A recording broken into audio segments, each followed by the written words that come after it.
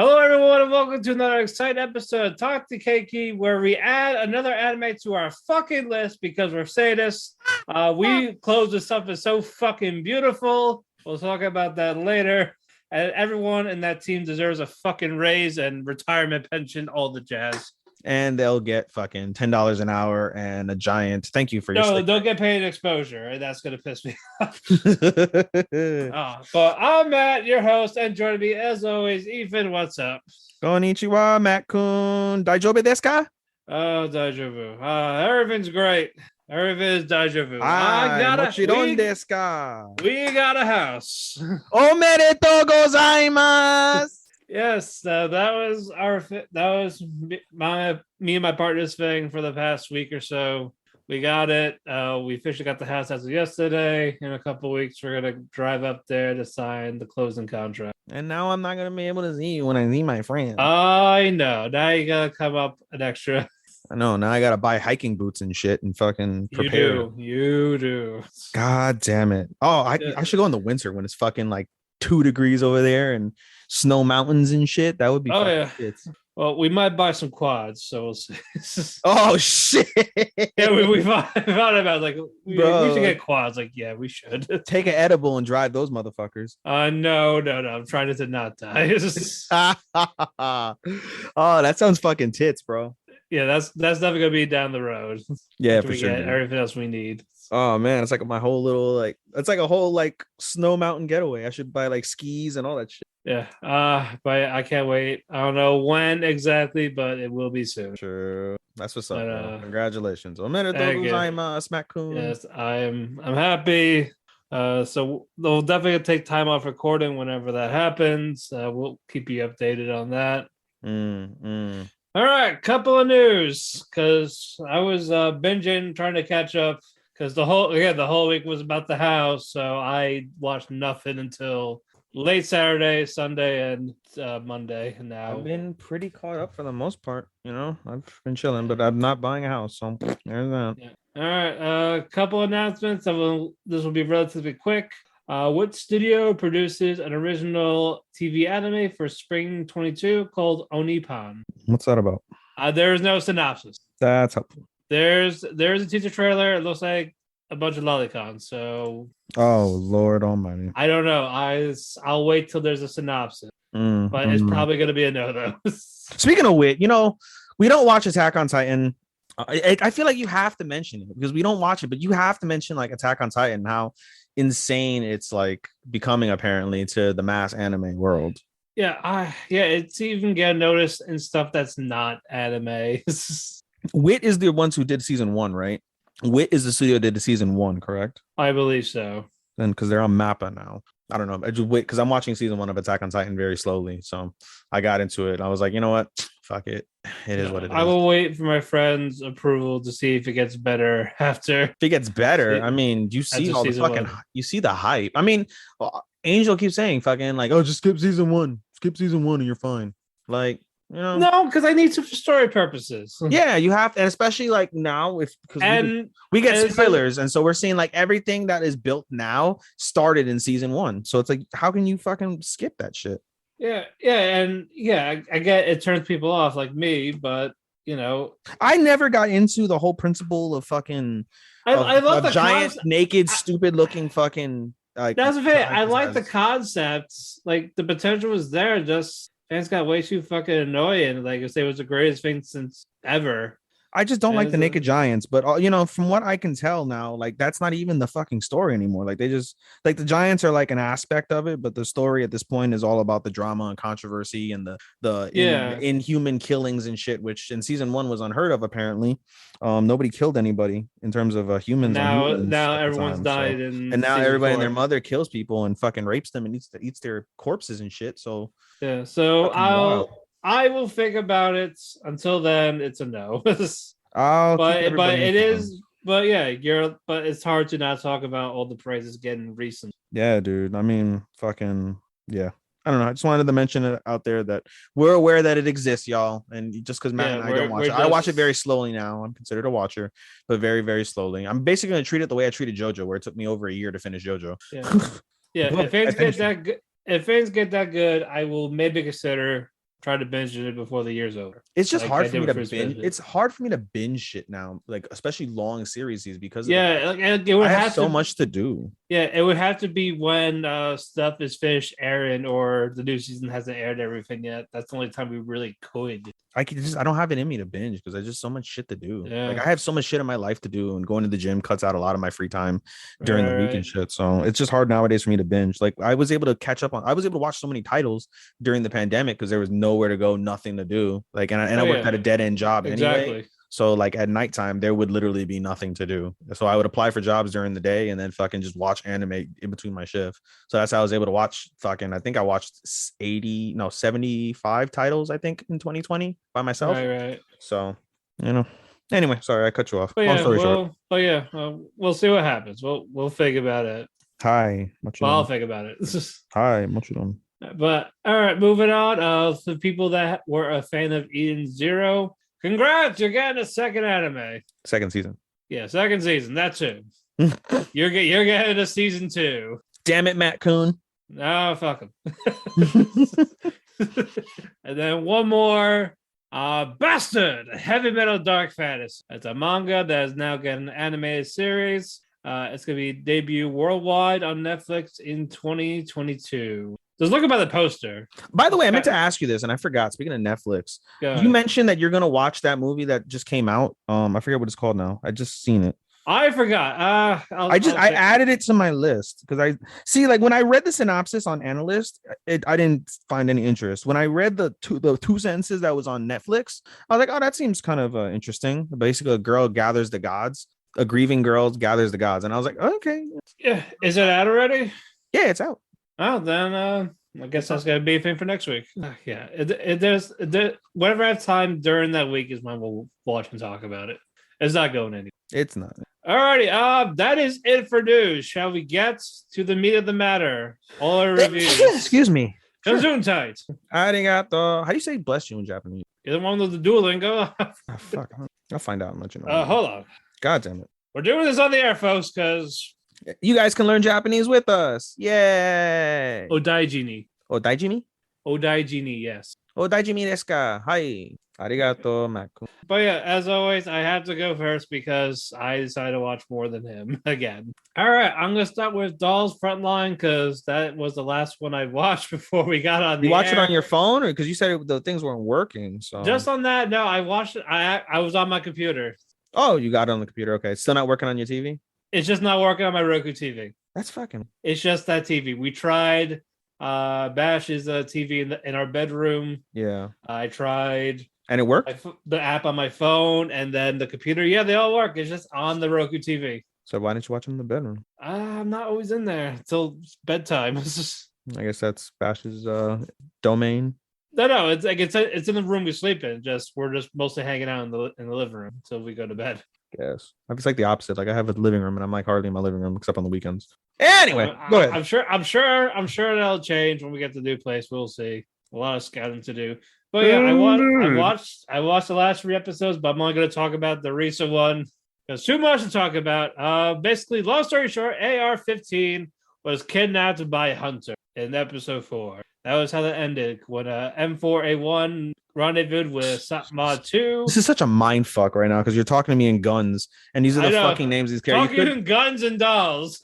You couldn't fucking name these girls Lily, fucking Mika. No. Ruka, we cannot do that.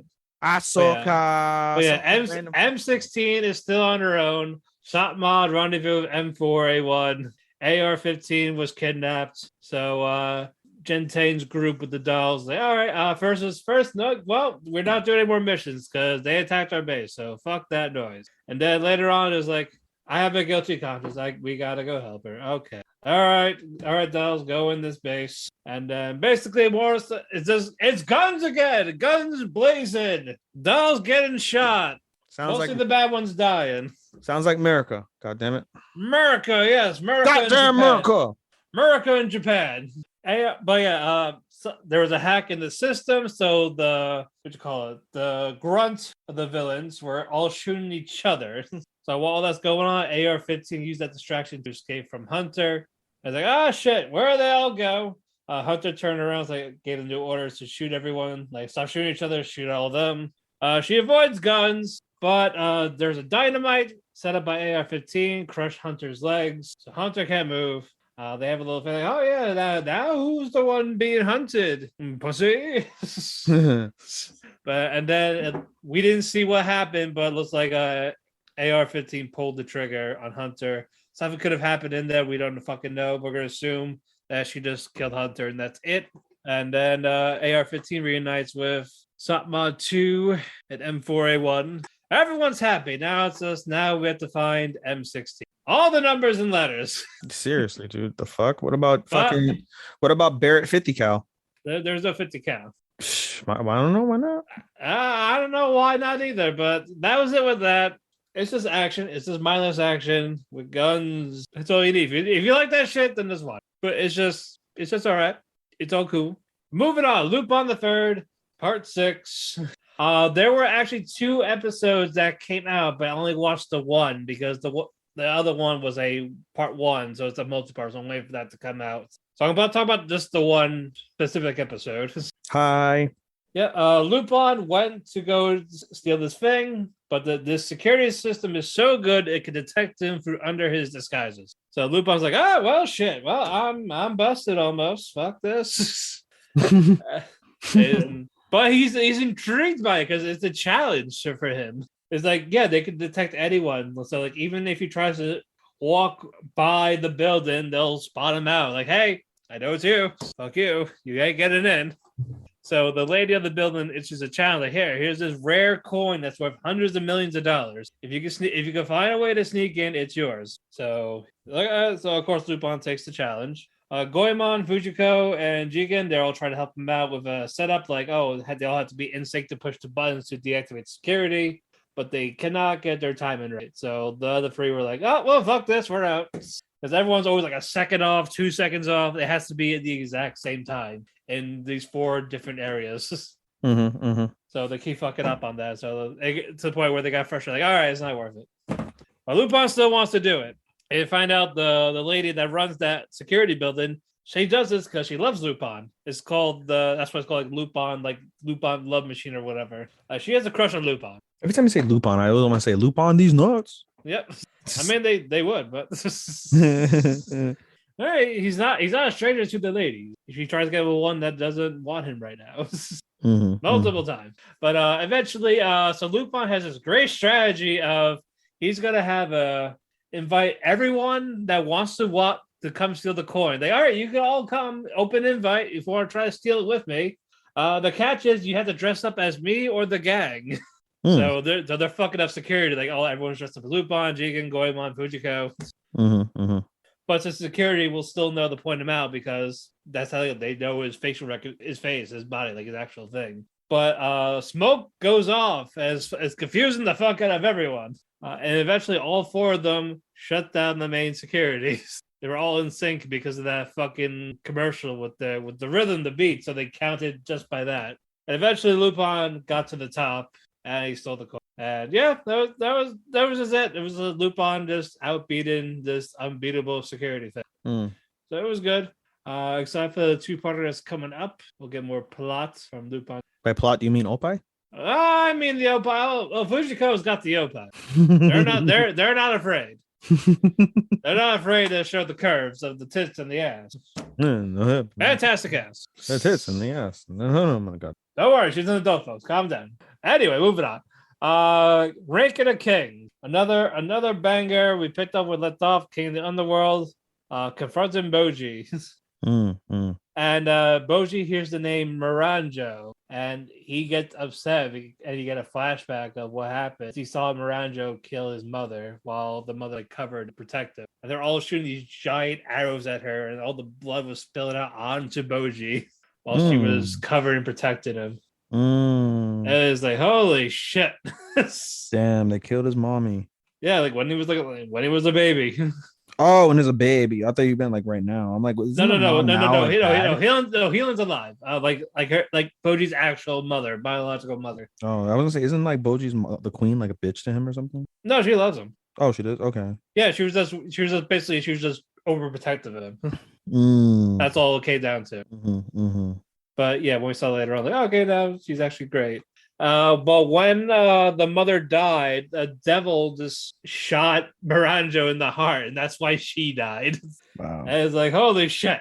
And then the king of the underworld looked at the golem that Boji befriended. Like, oh, he's got to go to jail. Like, why? Because he served under me during the war with his people, and he acted crazy after the war. That's why he was arrested. And so Boji was trying to persuade him with a But yeah, eventually Kage talks to him, and the king talks to his brother Despa, and he's like, "All right, be honest with me. Do have a match with Boji, like the king Boji. That's why he's trying to hunt him, like Boji's dad. Like, and Despa was honest with him, saying, you don't have a chance against Boji in general, as Boji got that strong in months. So like you trying to fight even Boji is not a good idea." So it's like, so what's the plan then? Well, we're gonna have Boji fight his dad. And like, well, I still gotta kill Miranjo. It's like, we'll take care of that later. Right now, this is the plan, so we're gonna go with that. So eventually, the king retreats for now, gets his guards. He's like, all right, fine, we'll take the giant guy. We'll take the giant ogre as part of our squad instead of imprisonment. Like, we'll do that for you. The Ogie. Yeah. So and they're like, okay. Domus tries to apologize to Boji for basically almost trying to kill him like 10 episodes ago. He keeps trying, and Boji's like very conflicted. Like, he doesn't know what to do, like if he should forgive her or not, so he just starts running away. Then Kaga's like, what the fuck? You think an apology is gonna cut it, you bitch? No, hell no. After before saying, yeah, he's sorry. I think he actually means it. You can probably give him a chance. They're like, what the fuck was that? An apology? Fuck you. But it was mostly Kage didn't want Boji to have any hatred in his life. That's why he's trying to, like, you know what, maybe we should give him a chance. Like, come on. But eventually he cheers Boji up, like they're like laughing and playing type of thing. And then that was where the episode ended with that. So we're gonna get a big battle soon. I can't wait. Yeah. Definitely good shit. See, Angel, I'm praising it. All right, just y'all better not be liking that Mushoku Tensei in there. He doesn't even fucking listen to this podcast, does he? We talk all the time about him and Martin. This motherfucking cocksuckers don't even listen to our shit. I know. Fuck you guys. I was like you are aware that the ReZero was more than Amelia's trial, right? I think there's focused way too much on that. And by the way, you're a piece of shit for not fucking defending me when I'm going through. I'm like you like the same shit as me. You could fucking help me, you fucking piece of shit. I could have. You're right. I could have, but are they going to listen? They listen to you more than me.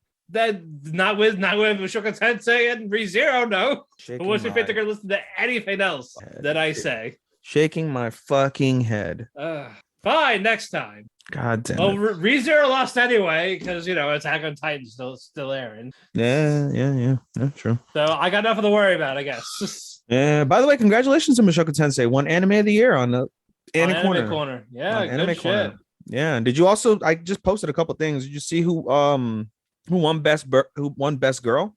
Yeah, one of the quintuplets. Yeah, 1 and 2 are two of the quintuplets, and fucking Toru, who's the best girl on the goddamn planet, was number 3.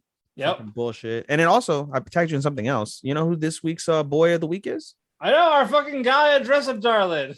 Gojo-kun! Yeah, Gojo beat Aaron, Tanjiro. Yeah, fuck you guys. I'm not gonna lie. I'm skipping ahead real quick, but I love the way Marin says Gojo's name. Gojo-kun. Gojo. Yeah, it's so fucking kawaii. It's so kawaii. Hontoni taksan kawaii desu ka. I love these. I love those people. We'll get to that later. That'll be the comment. But all right. Anyway, World of Lee Dale. Decent episode. It's called Kana meets her grandchildren. Mai's kids, one of the daughters. One of the grandsons says something to piss her off. Like, oh well, my mother said if I said anything wrong, you beat the shit out of us or torture us. And it's like, what the fuck are you saying? I'm sorry, Grandma. Nanny? And she's like, I'll tell your mother I'm gonna crucify her, but she has to pick which material when I see her. Like, you want the lead, you want this. Like, how am I gonna torture you when I'm done here? So it's like, so she has fucking anger and buddy. Like, stop trying to piss off your mother. But yeah, she also meets one of the granddaughters, and she has to basically ship out something to her in this fortress. She does so, and these giant rock golems start to attack the place. And then Kana's like, I probably shouldn't use my stuff. I'm trying to basically keep a low profile because I'm OP and shit. Mm-hmm. But her granddaughter and everyone else is fucking losing, almost dying. Like, fine. I'll take over, I guess. And it ended on that cliffhanger.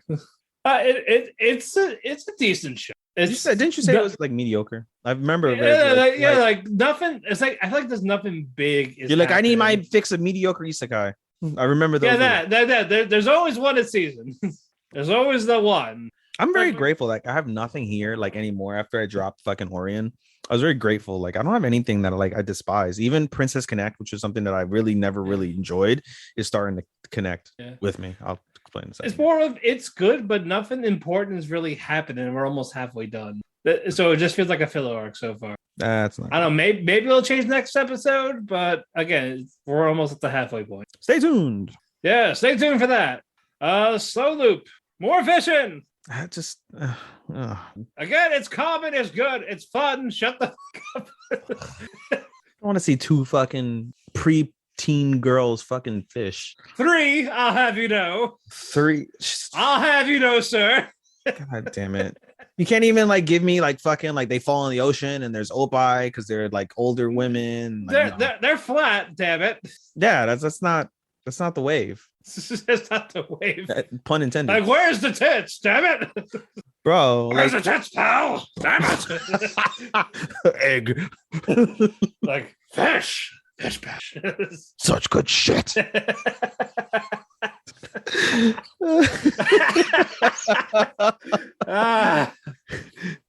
it, Austin Theory.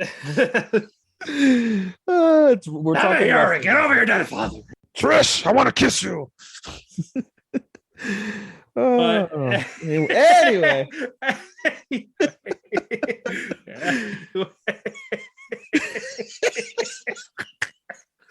Fuck you.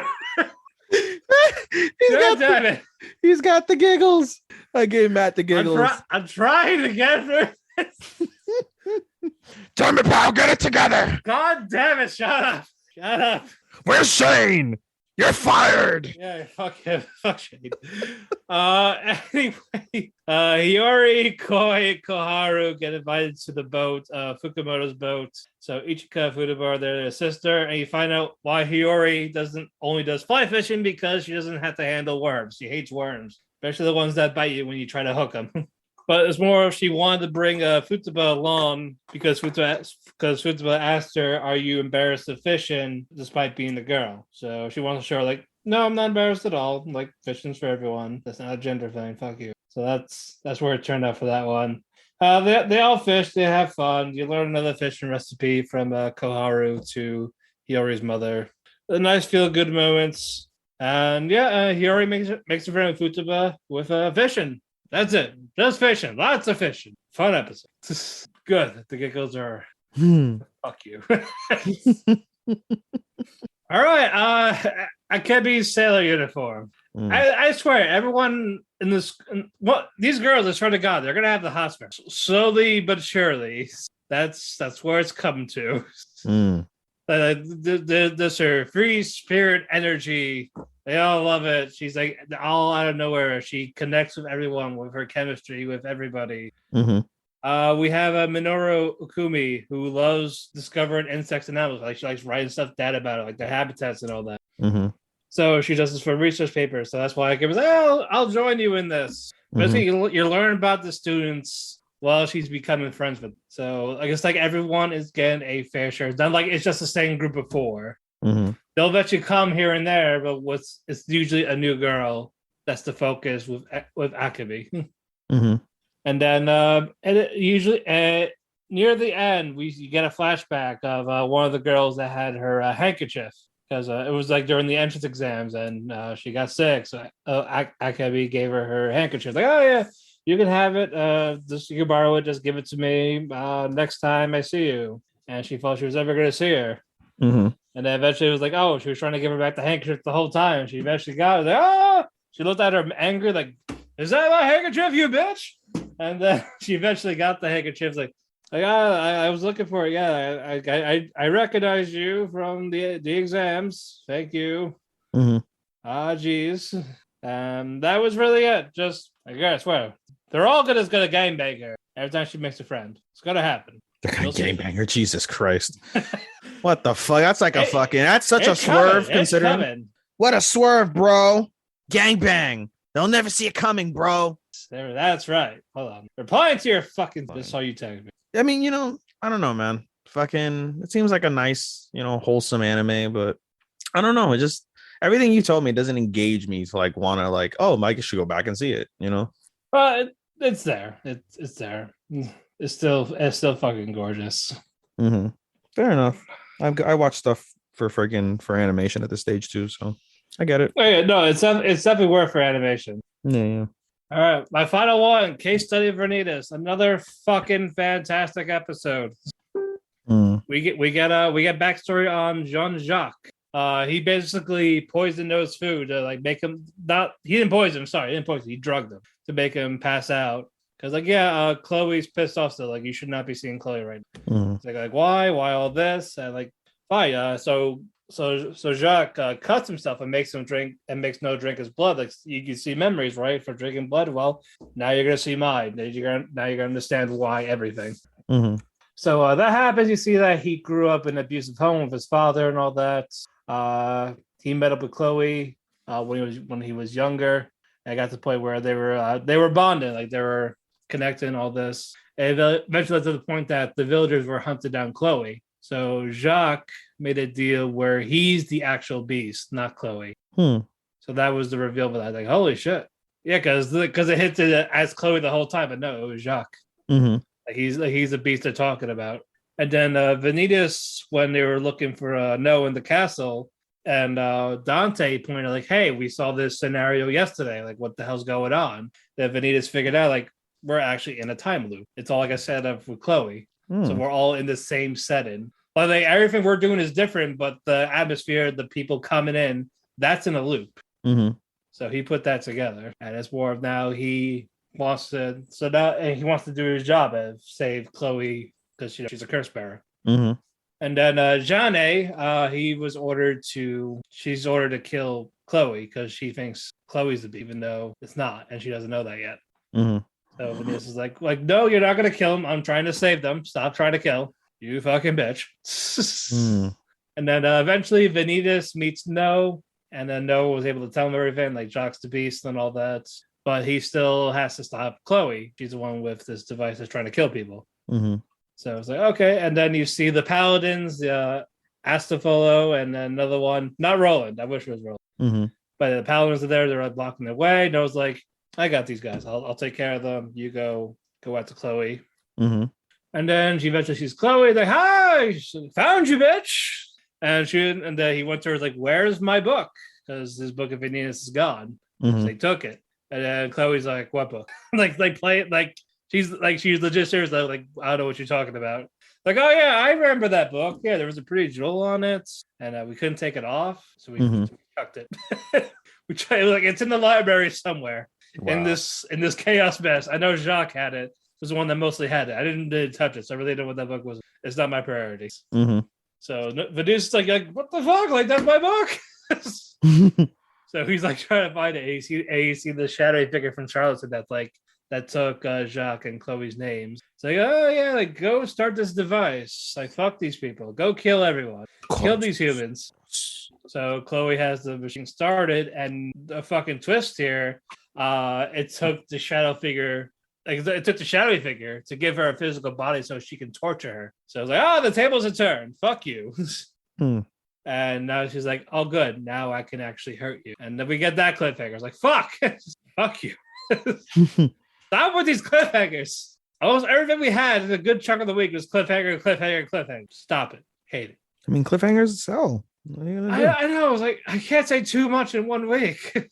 I get it, but fucking cliffhangers. I know. Come on, it's better than better than blandness. It really is better than blandness. You know what? You're right. You are right. Like, it's like versus like, oh my god, I cannot wait till next week. Yeah, I can't wait. You're right. I can't fucking wait. There you go. All right, I'm done. Well, then there you go. Your turn. Lifestyle shoes. Sorry, I was looking at some. Looks like they have Mexico shoes. That's cool, even though I'm not Mexican. Whatever. Anyway, all right. So I'll try and make this as quick as possible for you guys. World's End Harem. Um, Again, I really like the fucking like the story that's going. It's just the censoring is just annoying. But I go back and I go on Kiss Anime. And what I do is I go back like once in a while when I'm looking at hentai before I go to bed, and I go on Kiss Anime and I'll watch like the episode and I'll fast forward so I can see the titty scenes, because it's basically what they're censoring. They're just censoring titties, you know. Although in this scene, I actually did get to go back and see. And in this scene, they show some they don't show like full on Monko, but they like, you know, they don't censor like the fact that there's nothing there, which is pretty cool for the girls. But in any case, basically, the story goes with the episode begins with what's his face? I forget it. I always forget the fucking main character's name. Fuck. What the fuck is this guy's name? What the fuck is his name? I always forget his fucking name. This is not that good. I'm clicking on Rito? Reito, yes, thank you. I was about to click on the thing, Reito. So the episode starts with Reito being summoned to the office where he meets two higher ups of the UW. They inform him that that Susan is no longer going to be his attendant, and he's upset, like, oh, you know, I like Susan, whatever the case is, you know, blah blah blah blah. And I'm actually skipping ahead.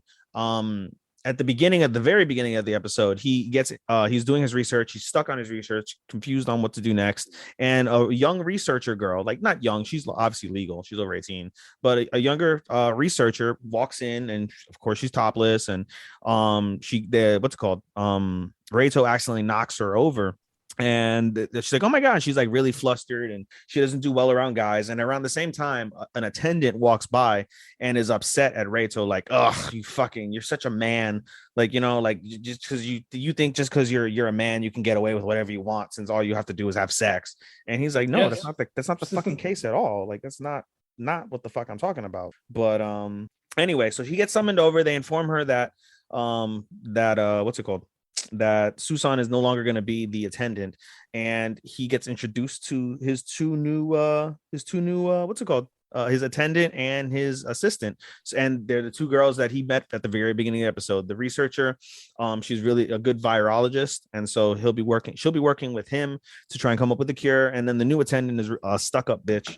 I don't have their names in front of me, so forgive me for that. I don't. So tough luck. Anyway, their first and the reason why she's also a bitch is because of the fact that she says, like, okay, like, you know, why I acknowledge that, you know, you're trying to find a cure and this woman's going to help you. You'll be restricted from all other activities such as going outside and things of that nature if you're not going to be procreating. So like she's like completely like to the book, like a hard ass, like whatever. But it's interesting because she has like a sweet side when she speaks to Susan. Like she thinks of Susan as like a little sister, and you know, in a way, but Susan is like upset over everything. She knows how she is, and she is actually starting to fall for Reito, which is kind of interesting. So their first piece of business that they do is they're on a train ride, and they are heading over to an onsen, hot spring, and they tell Reito that this onsen is ground zero for the virus. This is where the very first person caught the virus and died. And so they go to the onsen. Everything is all good.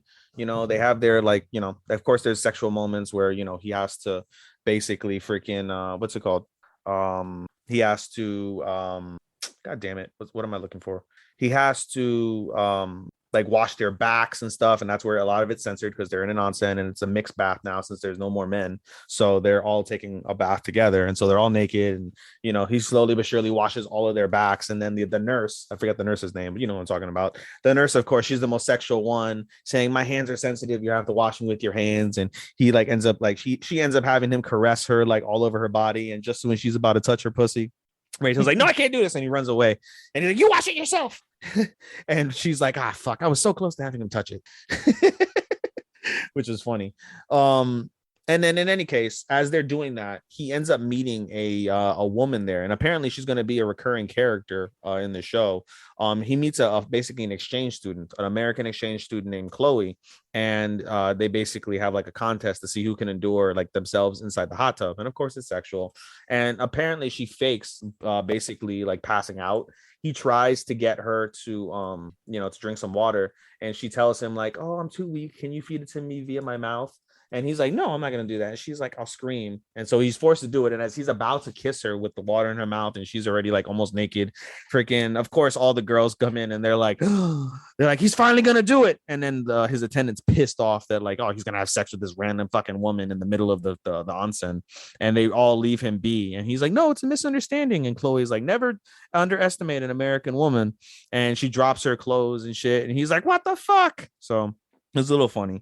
But the main plot or the main story basically for this is they meet with the widow of the guy, and throughout the episode basically like she hates the UW because they basically she's one of those like anti-technology, anti like science people.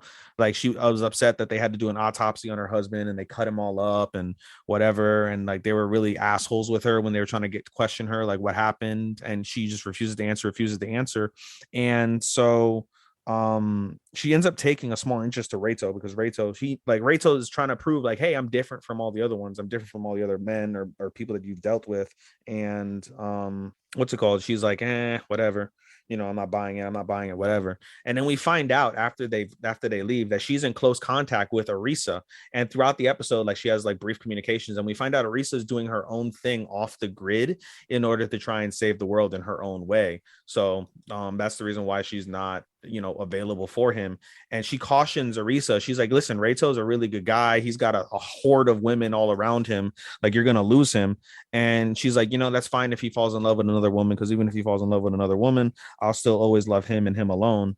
And I thought that was really cute. But in any case, they start to warm up to the girl, and eventually she finally gives in and was like, "You know what, come back tomorrow and I'll start to tell you some stuff," right? And they're like, "Okay, whatever."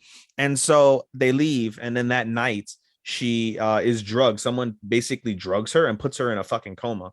So someone is aware of what's going on. So that was actually pretty interesting, and no one knows who, although there's basically some like tension, like some drama that basically they're saying that like, oh, somebody perhaps within Reito's camp. So there might be an enemy closer than they think. But the episode ends with her in the coma, and then basically the nurse gives her a picture frame of her and her husband, and she tells Reito, they're like, "Listen, she told me," her final words before she went to the coma were, "If something happens to me, give him this picture. He'll know." And so she has the picture frame. Obviously, there's some sort of clue in the picture frame or on the picture or whatever the case is. So, yeah, solid shit from that aspect. I can't wait to see more because it's actually got an intriguing story. I'll be damned. A fucking etchy with a fucking intriguing story. Moving on, Love of Kill. I'm trying to remember what the fuck Love of Kill happened. What happened on Love of Kill? So basically, after what's her face gets the message. God damn it, I'm forgetting these. I watched so many anime. I'm starting to forget these characters. Yeah, no, it's okay. Let me go to Love of Kill on here. Thank God I have analysts so they can tell me what the fuck I'm missing. Love of Kill, Chateau. So Chateau, after her message from her mother, goes to visit her father's grave. And we get a flashback basically as she visits her father's grave of her life. We find out that she was adopted by her father. Her father's a former detective, and he was the one who picked her up when she was murdered. The interesting note is the guy who was murdered in the passenger seat of the car she was picked up in, they had Ryangha's passport and was Ryangha. And the other interesting part is when they looked up both the dead guy as Ryangha as well as Chateau, they found out that neither person exists in the world, which is very intriguing. And so we basically see, like I said, the story of Chateau growing up with her father and her family, basically. And so That was really nice as a whole. The reason why we also get these flashbacks is that her mother is speaking to a family friend, someone around Chateau's age, some random gentleman. Maybe he'll have something to do with something later on, but for now he was just talking to Chateau's mom about, you know, Chateau's past. So Chateau again goes to the cemetery and visits the grave, lays some flowers, says, you know, I love you, I'll be back. And a nurse who works at the cemetery, or not a nurse, I'm sorry, a nun that works at the cemetery goes to her and says, hey, you have a visitor in the church, he wants to speak to you and he's not going to leave until he sees you. So she automatically knows it's fucking Ryangha. And so they have a talk, he tries to flirt, she's not having it. And at the same time that this is happening, basically some attackers from that syndicate that is after Ryangha are going to kill basically Chateau. They know Chateau's there, they're going to try and kill her. They don't expect Ryangha there, and so Ryangha basically and Chateau kill all the attackers. And so Chateau realizes that the nun isn't around, the nun who told her about Ryangha being there. The nun isn't around, so she goes back to her father's grave, and we see that that she's been abducted, and we find out that she's been abducted by her attacker, and her attacker is confirmed as Hosan, which is basically the guy who has a real big grudge on Ryangha. And so they have a brief struggle, and eventually Ho knocks out Chateau with a knee to the stomach or the solar plexus and basically knocks her unconscious. Ryangha tries to go to her, but is, you know, unable to get there in time. And so he gets a phone call. Actually, no, I'm sorry. He calls Chateau, and Ho picks up Chateau's phone, and they already know basically, like, you know, like whatever what the situation is. And Ho basically tells Ryangha, like, hey, you know, meet us in like this like with this location or whatever, and you can pick her up, whatever the fuck. Basically they go to meet. And so he does. They get into a fight. He shoots Ho, and before he's gonna finish Ho, basically at the same time that Chateau wakes up from being unconscious, she notices that the car that she's in has a bomb in it. And so I imagine she escapes, but basically the episode ends with the car blowing up, and Ryangha not knowing where Chateau is to end the episode. Like I said, I imagine she escaped. That because plot. So there's that. Strongest Sage is pretty good. I really enjoy Strongest Sage. I would recommend because it's good comedy too as well. And if you like OP people, Strongest Sage is one for you. Basically, they request, everything's going well with the plan to put the barrier up against the kingdom, or for the kingdom rather, against the demons. Matthias asked the headmaster for some help. Like, why don't we ask the first academy for help? And he says, like, well, you know, the tensions are strained and things of that nature. Like, you know, they don't really normally ask for help. And he's like, well, why don't you ask like the king? He's like, all right, I'll ask the king. So the king basically demands that the headmaster from first academy comes in, and the guy's a dickwad. He's an asshole, basically, like saying like, we shouldn't have to work with you guys. You guys are inferior, blah, blah, blah, blah, blah. Like, you know, how dare you? And like the results from the last tournament were nullified anyway, so we're still superior than you. And so Matthias is like, hey, I have an idea. Why don't we do a makeup, and the loser has to do what the other one says? And the headmaster was like, hey, that's a fantastic idea, but I'll do it under the caveat that you or your party members don't participate. And he's like, okay. And the headmaster's like, are we really going to win? He's like, yeah, we're going to fucking kill them. We're gonna kick their ass.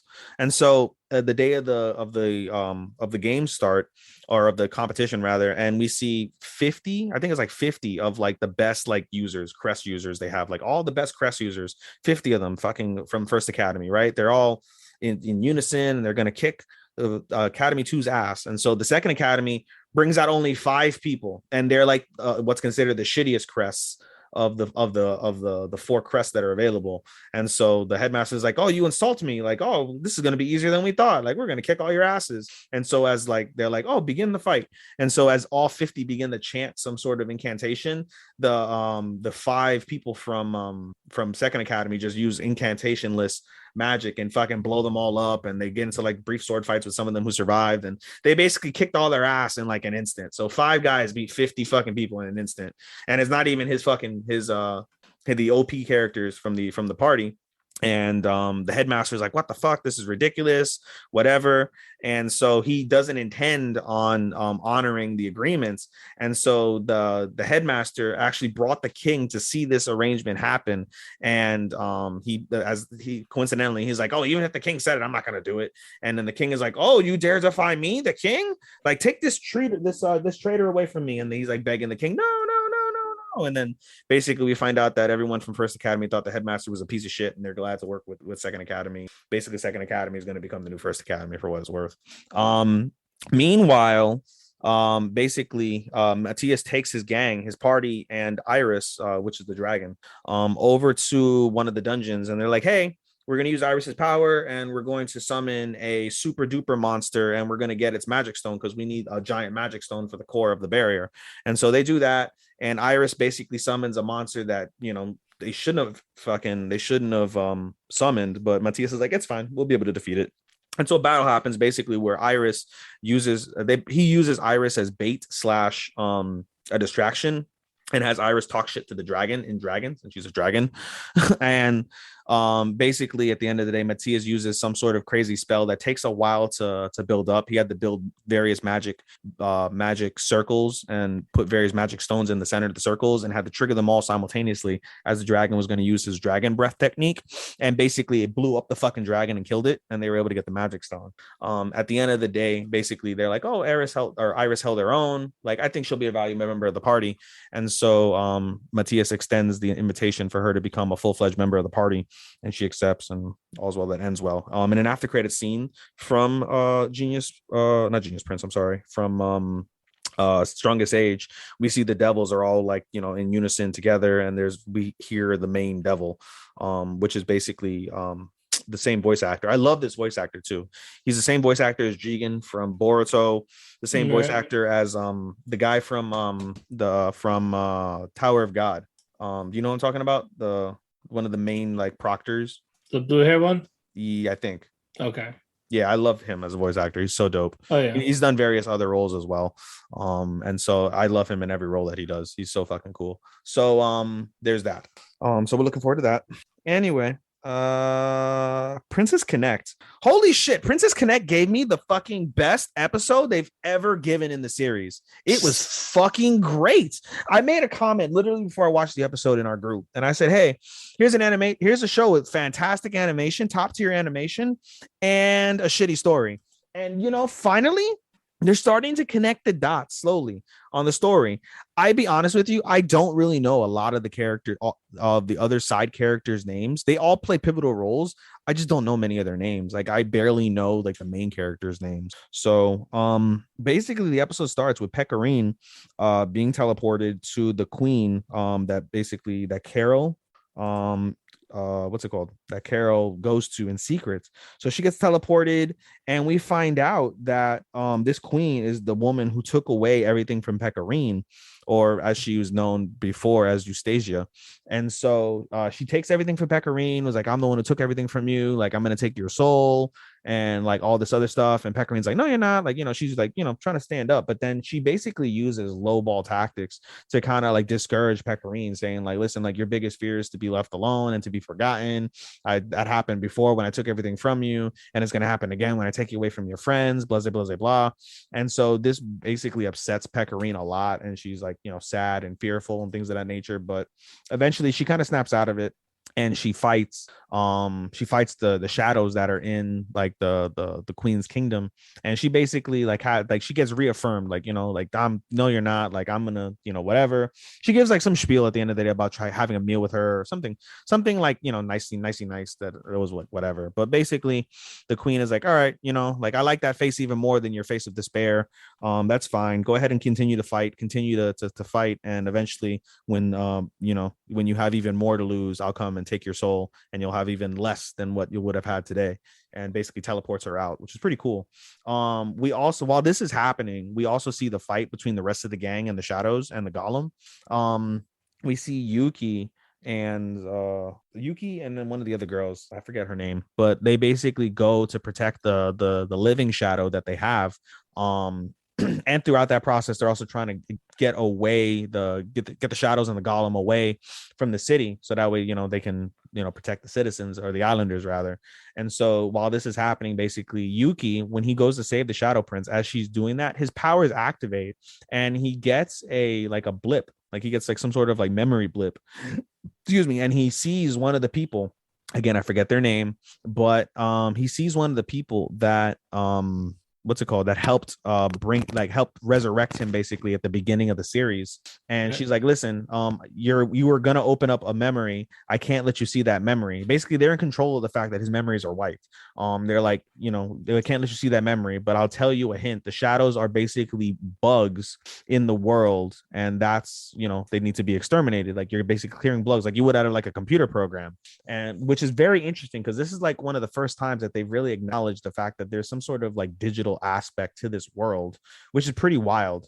And so they, Yuki comes back, defeats all the shadows that are in the area, lets the gang know of this like fact that like this shadow that they have, like the shadows in general are bugs, and this one in particular is a bug that gained a conscience. And we find out basically, because we see it in a previous episode, I believe it was in season 1, where a shadow can take the form of a human, but it doesn't gain a conscience. And whoever is the game master or like digital master, whatever the world, can't allow two people of the two exact same people to live. And so that's why they don't really get to live very often. Meanwhile, as we see this, there's like little blips in like the sky, like how like you would see lag. Think of like seeing like lag on a computer screen.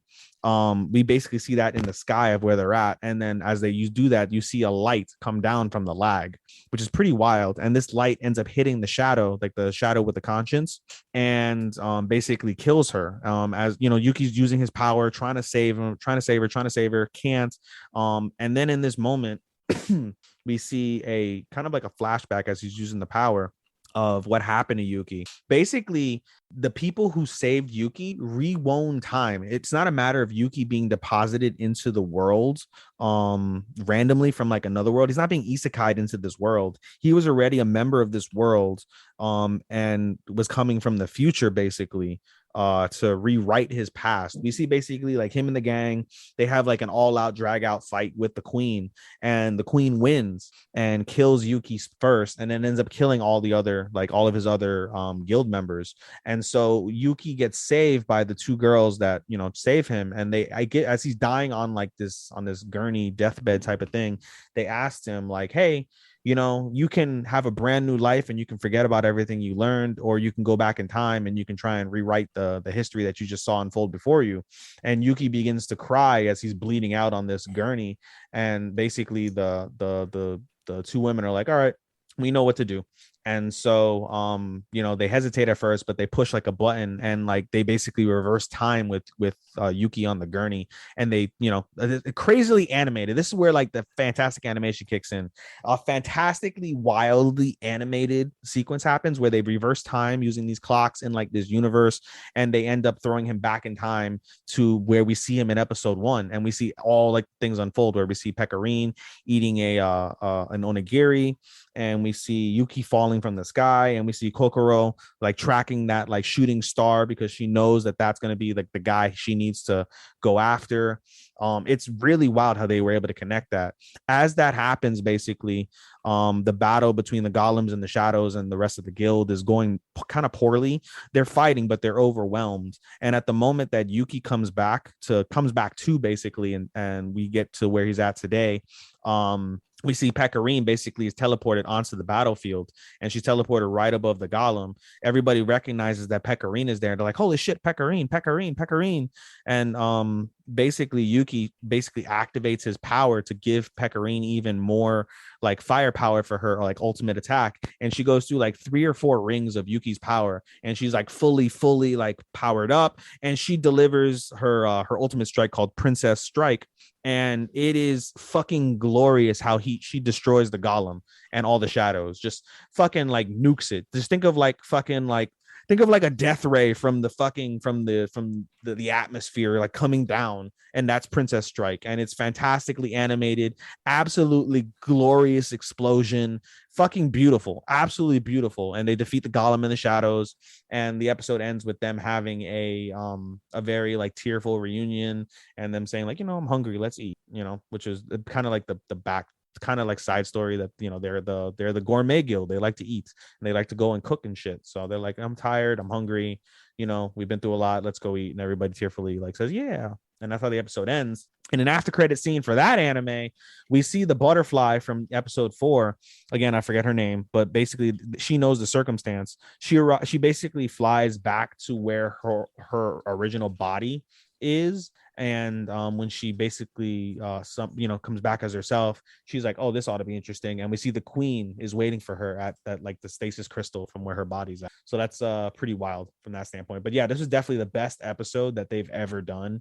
I'm fully like invested in this shit now. So as much as like we get comedy, and as much as we get like a story where like the characters aren't like so meaningful as where I fucking remember their names, it's still a wildly beautifully animated show with plenty of action. And the story is really starting to, show out and really kind of, again, start putting 2 and 2 together, which is something I'm really good at. And another point I wanted to make before I finish with Princess Connect is the show was actually made is a byproduct of a game. The Princess Connect Redive game is out there, and it's a lot more detailed and there's a lot more in it. So I'm very curious because anytime I've seen a show that's based off of a game, it hasn't been particularly great. But now that Princess Connect is really starting to really show out and connect with me, like I said, I'm really looking forward to seeing how it progresses and if they'll continue with this on or whatever the case would be from that standpoint. And finally, my final one is Boruto. And again, Boruto's getting really good. Basically, they all head on this rickety ship and they're heading toward the island where Denki's at, the remote island where Denki and Team 5 are at. Kawaki's battling his seasickness again, but it's not as bad as before. And basically a lot of the episode focuses this time on the rift between Team 7 and the 7 swordsmen or swordswomen in this instance that are there. They like to start shit and talk shit, and it pisses everybody off, except Kagura. And we find out, Kagura ends up having like a talk with Boruto of like why he, how Boruto was the reason why like Kagura was able to step out of it, and he found like solace in him, and so he's trying to be that for the ninja sword women and things of that nature. The typical Boruto stuff, typical Naruto, inspiration, talk no jutsu type shit. But the majority of the episode focuses on the attack for the Funato. The Funato basically are going around destroying islands and things of that nature. When they finally get to the island where Denki and crew are at, they send Mitsuki and Sarada because they're the best out of the group that are for recon, because Mitsuki has his snakes and Sarada has the Sharingan. So they're able to do a lot of recon. So they send them out, and they try to be as quiet as they can. They take out a couple people using some poison that is in Mitsuki's snakes. So they take out a couple people. They're able to get to like where like the leader that took over the island, not the head leader, but just the leader of like whatever gang took over the island, where they're at. They try and find out information. There ends up being like a small battle between like them and one of the bots, one of like the gold bots that are sent over to the island with Denki and crew, because it's basically an attack feature is turned on accidentally. And so using that bot though, after they're able to switch it off of attack mode, the bot ends up leading them over to where Denki and the crew are at, and everybody basically kind of reunites from that standpoint. As that's happening, the daytime runs late, and they end up in nighttime. Boruto ends up having that conversation I mentioned with Kagura, and they're wondering like, oh, where the hell is everybody? And as they're doing that, a giant tidal wave comes over and almost washes the fucking boat out, and they're like, what the fuck? Excuse me. And they end up seeing the giant like warship that the head of the Funato are on as well. And we find out from a couple episodes when the Funato clan were dealing with like some like rich like governor type of person, they end up killing them, and that's how they got the warship. And it comes out that like that governor was working with the Funato to try and restore them, which is pretty interesting. So I gave it a very brief synopsis, but the episode is getting really, really good from that standpoint. Pretty soon we're going to have a pretty decent battle between the Funato and Team 7, Team 5, and the Ninja Swordsman. So that'll be pretty fucking cool from that standpoint. So that's it for me. All right, very good. Now, you ready for these 9 that we got to do together? It was 8, now it's 9, right? 3, it's now 9. 6, 7, 8, 9. Yeah, now we're gonna start with the new ones. No, are we gonna start with the new ones, and we're gonna end with? Oh, so we're gonna end with Platinum End and the other one? No, we're gonna end with Demon. But I was like, we're gonna start with the one we added to our list. Oh, you want to start with Shenmue? I was gonna say we should go over Platinum End and then start with Shenmue. All right.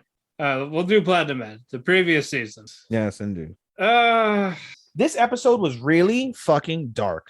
we find a new god candidate, Shuji Nakaumi. Yes. Listen, before Matt continues to talk about this, as a warning for anybody that may listen to us and end up watching the show or want to hear our thoughts beforehand, if you have struggles with mental illness, if you have had or do currently have suicidal thoughts, this is a very serious episode that you may like want to exercise caution, because it's deep, it's dark. And we even saw a report of some fucking 12-year-old kid in Sri Lanka or something fucking committing suicide because he's like, I want to be just like them, not realizing it's fucking fake, and he killed himself. So I can't imagine if he would have seen this episode, or maybe he did see this episode and that's what triggered him, who knows. But episode 17 is one of the darkest episodes of anime I've probably ever seen. And you know what is crazy is I personally have never had suicidal thoughts or ever considered suicide, but the talks that Suji gives to Mirai and Co, he makes a lot of good fucking points. I'm sorry, he really made some decent points. Suicide's never the answer, but in terms of his ideology of suicide, which is basically what the majority of the episode covers, is the ideology of suicide. It's pretty valid to me, truthfully. Like, it made a lot of sense, and I was like, wow, I totally fucking see that, and that's scary. That's really fucking scary. So, go ahead and give them the rundown. As my cat meow. You good, Matt? Did I trigger something with you? No. I was waiting for you to finish. Yeah, it was good. Okay. Go ahead and give him the rundown, buddy. All right. We picked up where we left off with Kanade's friend, meeting Mirai. Say hi. And he's like, oh shit, here's an arrow. There's gods. And then the guy gets shot with the arrows. Like, hey, are you a god candidate? He's like, yeah, you're gonna work with us. Okay. And then we find out about the other god candidate, Shuji Nakumi. Mm-hmm. And you find out he has the red arrow. And this kid wants to die. He's a first grade. He's got wings. He's a first grader. Yes, he wants to die despite having the red arrow. And he was actually ready to kill his little brother. No, it's so dark because freaking homie, what's it called? He shot his mother left his mother. So his mother had left them left their family for a younger guy, and the father was miserable. He shot the father with the red arrow, and when he saw him depressed, and it was like, you should kill yourself. And he's like, okay, and he drowned himself. He then went to the mother's house, shot the mother, and said, you should kill yourself. And she's like, okay, and she overdosed on pills. And basically, when the new man, her new husband, was there, was like, I wanted to die with her. And he shoots him. He doesn't die. And he's like, I found out that people that shot, they want to die, don't really want to die. It's always the people that are quiet that want to die, and they mean it. And I was like, what the fuck? That is so dark. And so basically, when Mirai steps in, he's about to shoot his brother with the red arrow because he wants to die. Yeah, it's like, okay, like he's gonna die and then I'm gonna kill myself. And he's gonna kill himself, which is pretty fucking insane. And what is his angel? Was the angel of what? Angel of darkness? I think it was the angel of darkness. Ogaro? Yeah. She's the angel of darkness. It's a he. It's a she. It's a she? Yes. Are you sure it's not a they? I'm looking at it right now. Yeah, it's a she. That's a nigga. Bro, that's what it is. No, she is one of the 13 angels. She's a nigga. Yes, bruh. What the fuck, man? Yeah, okay. Ogara's a she. Okay. Anyway, that was my train of thought. God damn it. What you call it? You just hear in your ears like, she's a nigga. Yeah. Nigga. I'm not saying it on screen, but I can say it because I'm Spanish. I'm dark. Yeah. Fuck you. Mizuki, that's the guy's name. He's like, hey, you shouldn't kill yourself. Why? People will miss you. And it's like, no, just no. Basically, it led to the point where everyone's like, no, you're coming with us. You're gonna go with these FBI people because we need to actually discuss. Like, all of us need to discuss who should be God. Because not, the government's gonna take us and use this as a weapon. So it's a race. It is a race against. They got plenty of time, but not with government trying to hunt them down and use them as a weapon. So that happens. They eventually get to the FBI's house. Shuji's freaking out. I was like, oh shit, it's a girl. She's cute. I'm gonna go sit in this corner. I'm very curious before you continue. What's the guy's name? Kanade's friend? Kanai's friend is Mizukyo. So it's very interesting that he got shot by Mirai and he gets effects of he's defending Mirai when he's talking to Suji, but he still mentions that he likes and loves his girlfriend, which in theory, shouldn't he not really want to fuck with his girlfriends now that he's got Mirai? Yeah, but I think the fact that the Mirai told him what he wanted him to do, he just left it at that.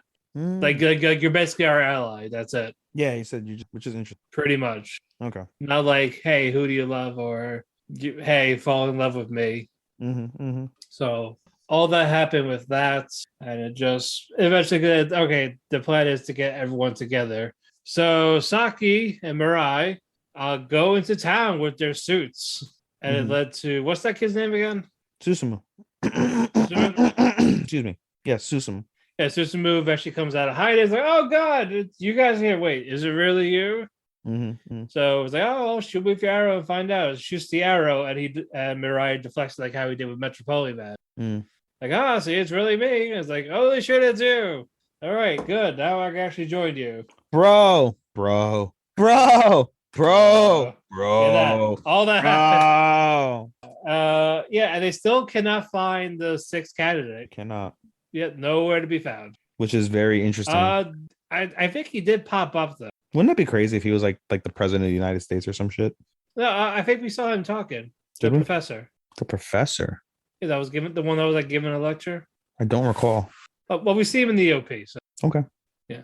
I don't watch the OPs hardly, Okay. I watched him a couple times so I can listen to the songs and get a feel for him. Well, yeah. He's actually in the OP.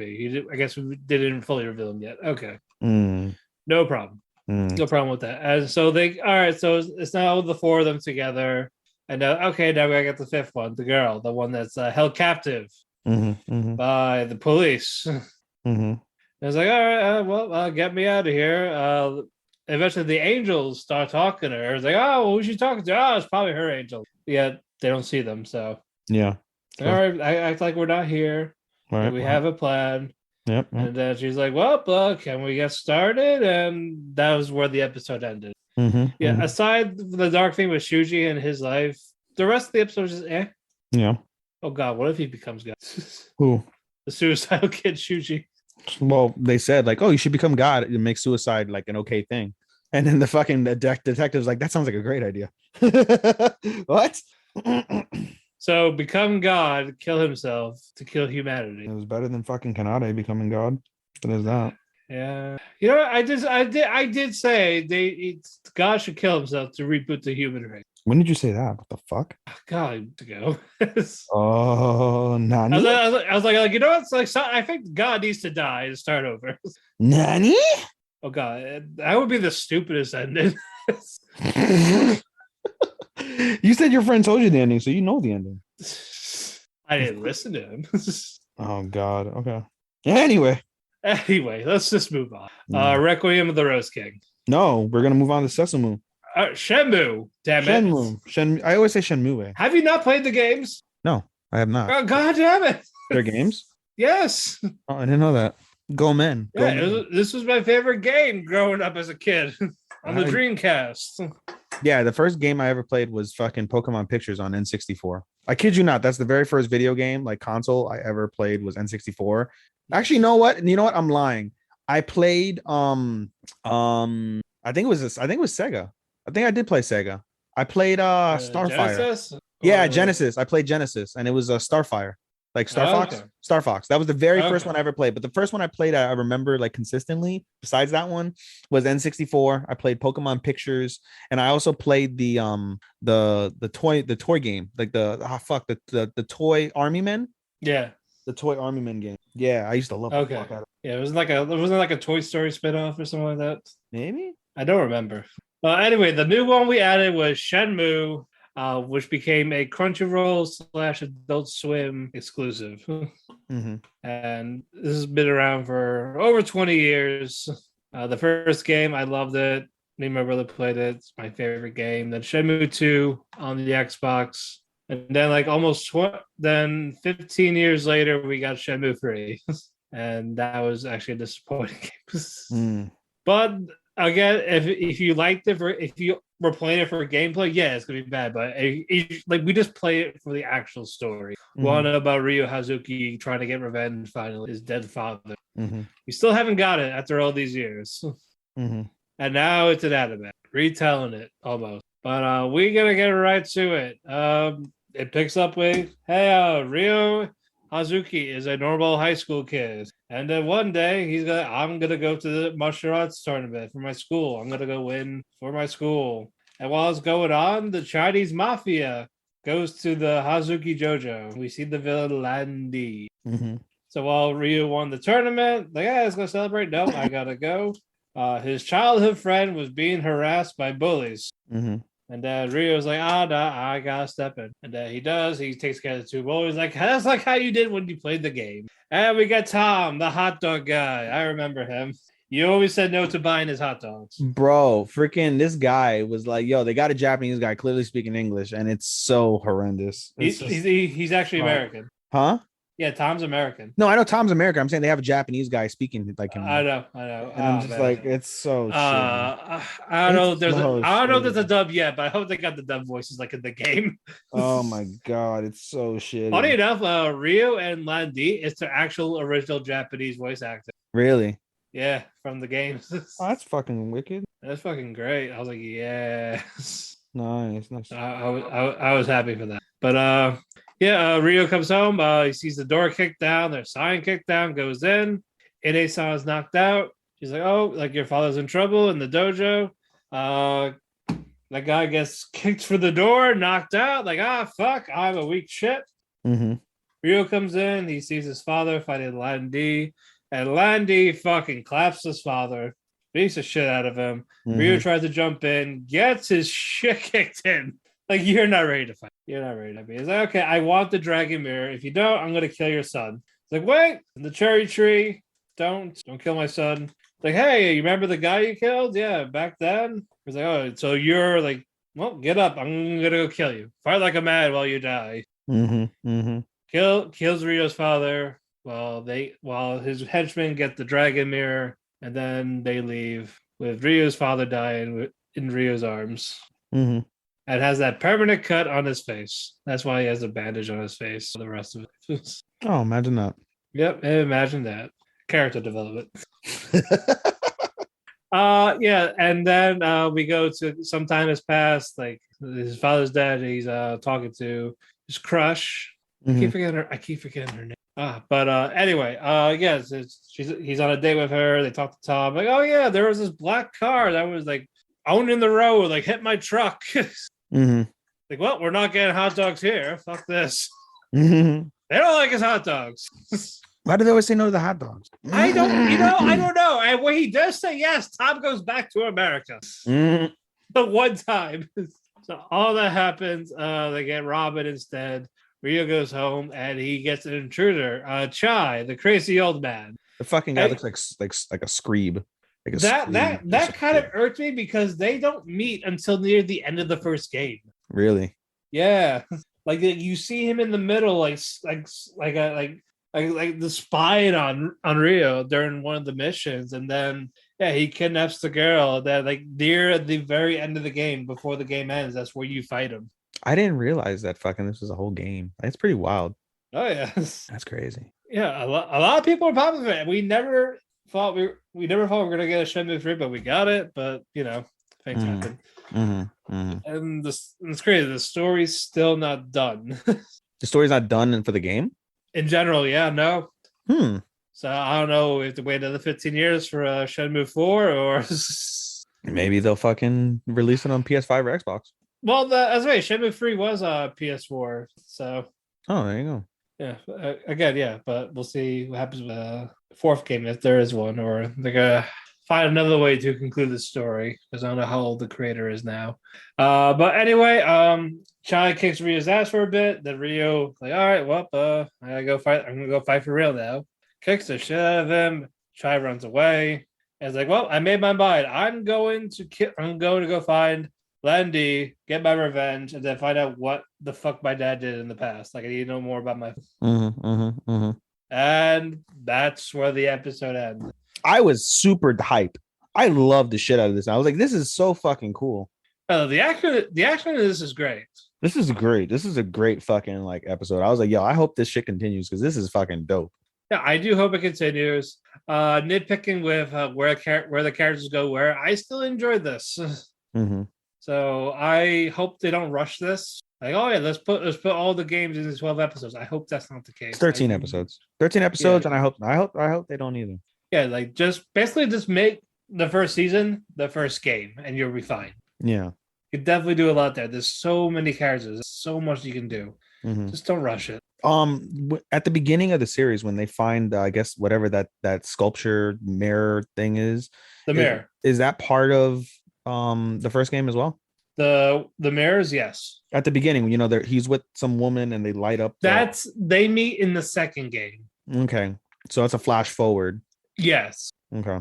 They will meet. I still know they're going to do it for this season or wait till next season. I feel like they're going to do it for this season. You think they're going to flash forward to that? Yeah, they even showed her like quite a bit, and you didn't know who the hell she was until you play the second game. And the only time they really interacted was around the very end of it. Yeah. End of the second game? Yeah, they're at the very end of the second game. It was when they first interact. Yep. The woman that we saw at the very beginning light up. Yep. That's not a good sign. But yeah, that's we are. Still, I don't know much about it, so I can't scrutinize it the same way you can, but I'm definitely looking forward to more of that. That shit was dope. I know. I'm very excited for what comes next. Indeed. I just want it to go right. Indeed. It was Nozomi. That's the girl. That's the childhood girl. Okay. There we go. Hopefully he gets a smash. Yeah. No. No. Oh God. Okay. Yeah, but say no more, fam. Yeah, I'm not gonna say anymore. But yeah, the answer is a no. But yeah, that is what happened, and then moving on. Now we'll do Rose King. All right, go ahead. All right. We get introduced to Anne, and you can see the relationship of Richard and Anne when Richard decides to live with the what's the guy's name? The Kingmaker. That's his name. It's like the one that says I serve only the real king. Yeah, if like it's Franz or something, not Franz, some shit like that. Just call him Kingmaker. Kingmaker, yes, we'll call him the Kingmaker. Just call him Kingmaker. Yeah, he tells Richard like, all right, you're gonna live with me for a while. There's all this shit's going on, and then you see Richard having little issues with himself, and while Joan of Arc is like, oh, you love Henry, that's why you're acting like this.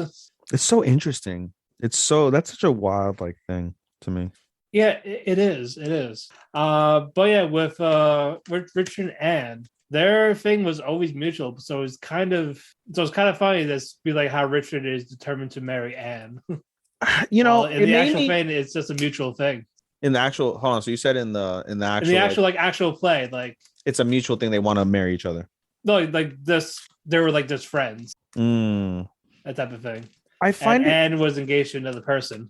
I just find it interesting. I feel like perhaps maybe the anime is, I don't know if it's purposely being that way, but it's maybe touching on the fact of, gender neutral or gender queer people that, they force themselves to fucking go for like the sex that they're supposed to go to. Right. And, perhaps that's why. And then they find, that's what we see with Anne. Meanwhile, he does love Henry. Although he makes a good point of like the fact that when he's with Anne, like he feels at ease, like he feels this is right. He's not annoyed the same way Henry makes him annoyed. So I thought that was an interesting correlation. Yeah, and the fact that like he was willing to give all claims to his inheritance, his titles, and like just wanted her, like no power, no nothing. Yeah. And Anne is like falling for Richard too, and it's just again he has this confliction with Henry. So it's like a mind fuck for him. It is. So I don't know what they're gonna do. It's gonna definitely be an interesting way they're going to handle it. I love this anime because it's so unique from anything that I watch. It's so. I also love the shaded dark color. Yeah. I like that it's not bright. Yeah, I concur. Like so many other animes are very like vivid and bright. This is very like dark, and the way that the atmosphere of it, atmosphere is very dark. I agree. And yeah, dude, like I agree. It's just fucking kind of wild when you think about it. But it's so unique, and that's what keeps me captivated. Like it's a very, very, very captivating fucking show to me. And that's wonderful. Truly is wonderful. All right. But yeah, again, good thoughts, great episode. Yeah, great episode. I'm trying to think of what else was done. Oh, we find Elizabeth's pregnant now as well. Right. And it's crazy as they have like the beginning of the episode starts basically with Warwick is his name. Warwick. Okay. Warwick is the Kingmaker's name. Warwick and what's the other girl's name? No, I'm trying to think of the Queen? No, the king. Is it Edward? No, not George. Is it Edward? King Edward? No, Edward's the second brother. I think it's. Is it Edward? Anyway, the king and Warwick are basically going back and forth and shit, and we see that Warwick has to go back to the king of France and was like, oh, this is the type of favor you show me, like, you know, like, are you, this is the man you like sacrifice so much for, and he comes and this is how he repays you. Like it was, you know, pretty interesting when you think about it from that perspective. And it's Edward. It is Edward. Okay. And we see basically Edward's there, introduces Elizabeth. Elizabeth is like, you know, the devil she is like smiling, like, oh, I love this. This is fantastic that they're fighting over me, whatnot, you know, and shit. Then we see later on she ends up being pregnant and things of that nature. So, Elizabeth is trouble. Major trouble. This is pretty wild. Like, you know, it just dawned on me. Does this have to do like a little bit like with like, did you ever see The Tudors? The Tudors? Yeah. Did you ever see the show The Tudors? I have not. Showtime. It had to do with Henry VIII, and it has a lot of somebody like Anne Boleyn and things like that. Yeah, no, I haven't watched that. It's pretty fucking cool. I never finished it, but it's a really good series. And yeah, dude, it kind of reminds me of that from that standpoint, except obviously less sexual. Like they actually show sex in that series and whatnot. But so this is less sexual, but right. Yeah, dude. No, it's yeah. She's definitely a red flag, and Edward's like, yeah, she's fine. She's all good. Oh, good. Yeah, like, she's hot. I trust her. I want her to use Monko that her husband already beat up. Yeah, I could make it feel brand new. Brand new indeed. But yeah, it's one of the most unique series. Like I could keep saying it, but it's so true. It's one of the most unique series that I watch. I recommend it a lot, especially if you're a fan of theater and Shakespeare and things along those lines. Like this will definitely captivate you. Like it's captivated me for sure. All right, moving on. Genius Prince. What the fuck happened to Gerard? I wish we would have seen this week's episode, but we didn't get a chance to. It's a shame. But yeah, well, what the fuck with Gerard? Oh, I know, dude. What the fuck? Guy's a fucking moron. But you know what? Absolute deep the D. That was also very satisfying. Not in that way. Yeah, but yeah, what you call it? Wayne really just figured out Royal's basically her little plots. Yeah. Like, oh yeah, I didn't go do this. You're gonna try to do this, try to marry someone else. You want to do rebellion? Try to win the war for her grab ass to play. Like, but yeah, I have 500 people. Grab ass. So like, it's not gonna happen. Yeah. And you dragging me is not going to be better. No, it's not. Yeah. Then we see we see Gerard. We see Gerard and his men, and what's her face? Nim has this angry look on her face. Oh yeah, she's pissed. He's like they're talking down on you. She's big pissed. Like I don't like him for that.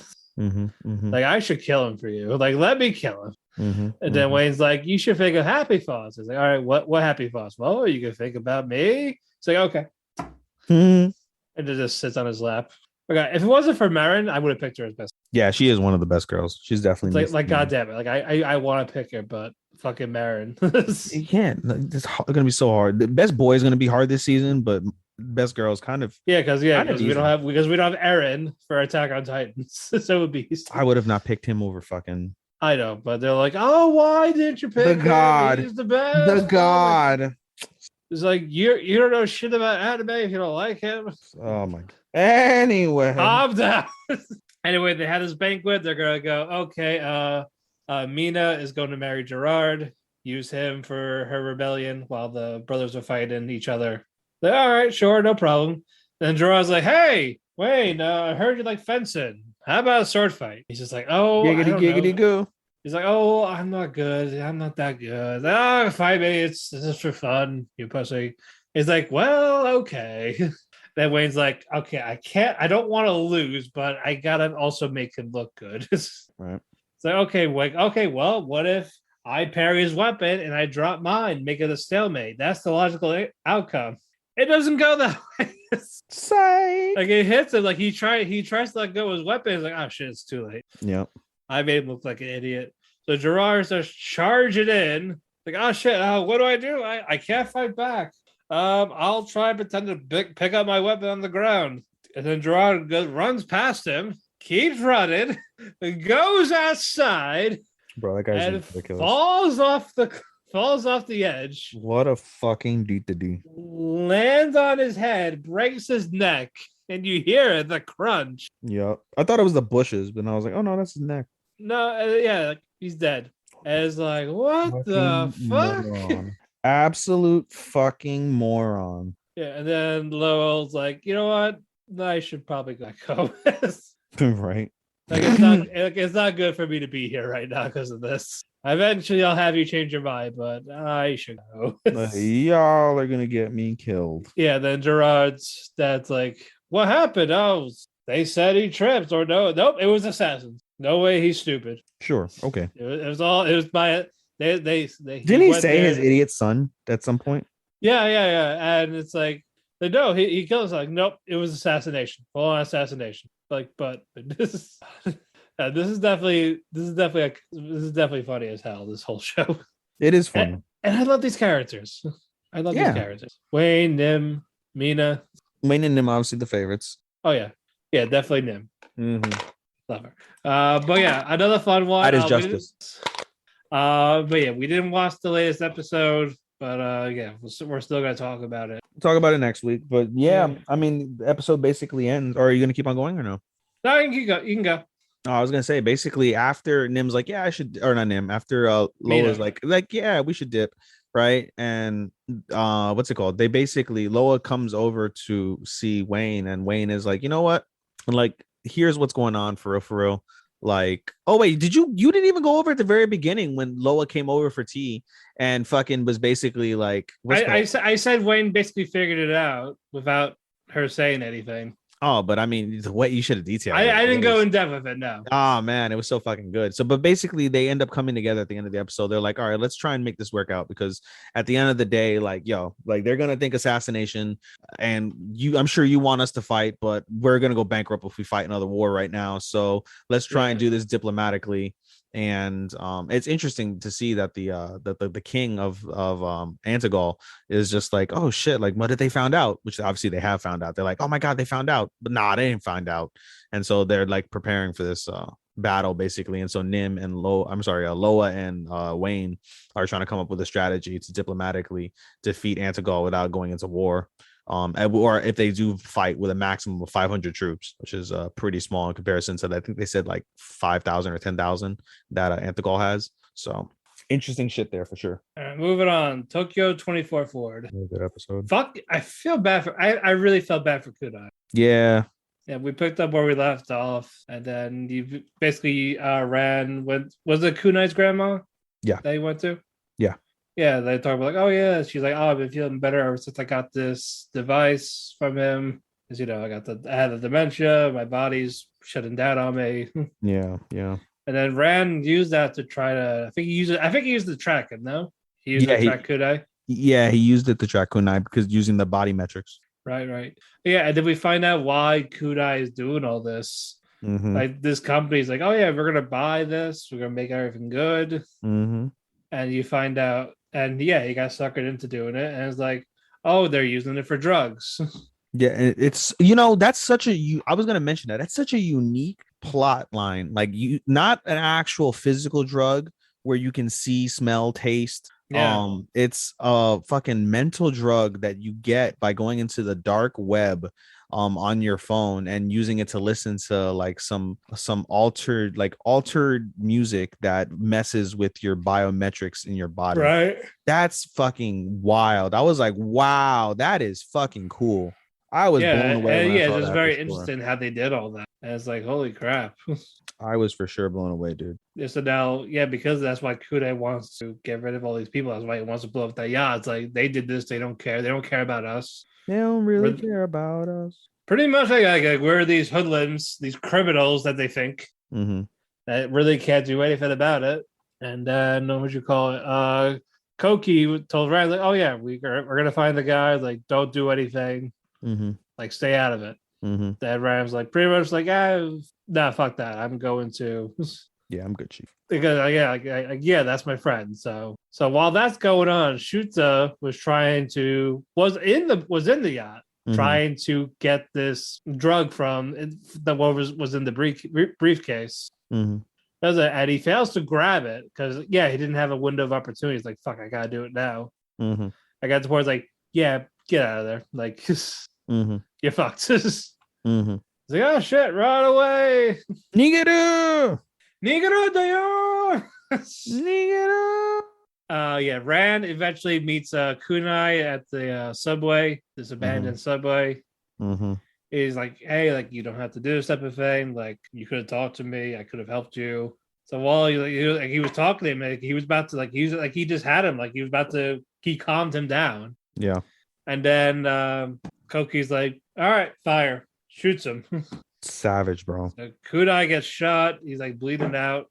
Fucking savage. He could have ended it with a push of a button. Like, could have ended all those. And it led to the point where Rand would almost push that button. Yeah. And Kunai's like, don't. Be this artist that you want to be. Yeah. Like, be that person I admired. Like, don't. Bro, if Rand would have pushed the button, that would have caused a lot of tension between the three. Oh, a lot of tension. Okay, way to fucking downplay that shit. Oh yeah, he would have been killed, I'm sure. He would have been like, oh shit, I gotta kill him. Yeah, basically at this stage. But no, he didn't. He keeps his sanity, morality intact. And yeah, fuck. That was a dark end. Definitely a dark end. But yeah, this is probably my favorite episode, except for the pilot. This whole series is good, dude. It's a very underratedly good. It's flying under the radar, honestly. It's definitely in terms of top anime of the season. Yeah, it won't be high, but it's still good. Still a good number for the season. A lot of these are just so like unique, and that's what make them. But it's just the fact that they're all being overshadowed by Demon Slayer and Attack on Titan. I know. I find it funny that we could like, check out the parkour anime, and and all of a sudden it's not parkour anymore. It was just that one episode. Yeah, basically, dude. Like, god damn it, I thought it was parkour the anime. No, it's just that one guy. For real, dude. I felt bad when I advertised as a parkour anime. It's like, gosh, it's gonna look at me like I'm a fucking weirdo now. But no, I'm enjoying this a lot, so I'm very happy. Likewise, buddy. Likewise. All right, moving on. Realist Hero. It's so good. This is so much better than part one. I'm debating honestly making this a 5. I don't know. I don't want to go that high yet, not until it's over. But it's, I know. But but again, like, any problems I had, like, they fixed them here. Yeah, I wish we saw more of Pancho and Tomo, but they're not that important anymore. So I don't want to see Pancho. Pancho doesn't, Pancho was. Yeah, but like they played all these people as like a big deal. Like, now they're not. Pancho was a little annoying. I can't lie. Tomo is interesting. Tomo, I am 100% sure Tomo's gonna play a major part in one of probably. I know, that's why I'm like, I want more Tomo. I don't want to be like, I agree. Something to pull out of their ass near the end of the season. Tomo, oh my god, no, I agree with that. That makes sense. Yeah. We get a death sentence off basically with Carla. And what's the other guy? The demon's name? I don't fucking know. Oh, with the demon. Are you talking about her father? Yeah, Castor. Vargas. Oh, it's Vargas. Okay. No, it's Castor. Castor Vargas. Yeah. Castor Vargas and Carla Vargas. Their last name is. But yeah, Carla and Castor. Like, oh yeah, well, here's a trial.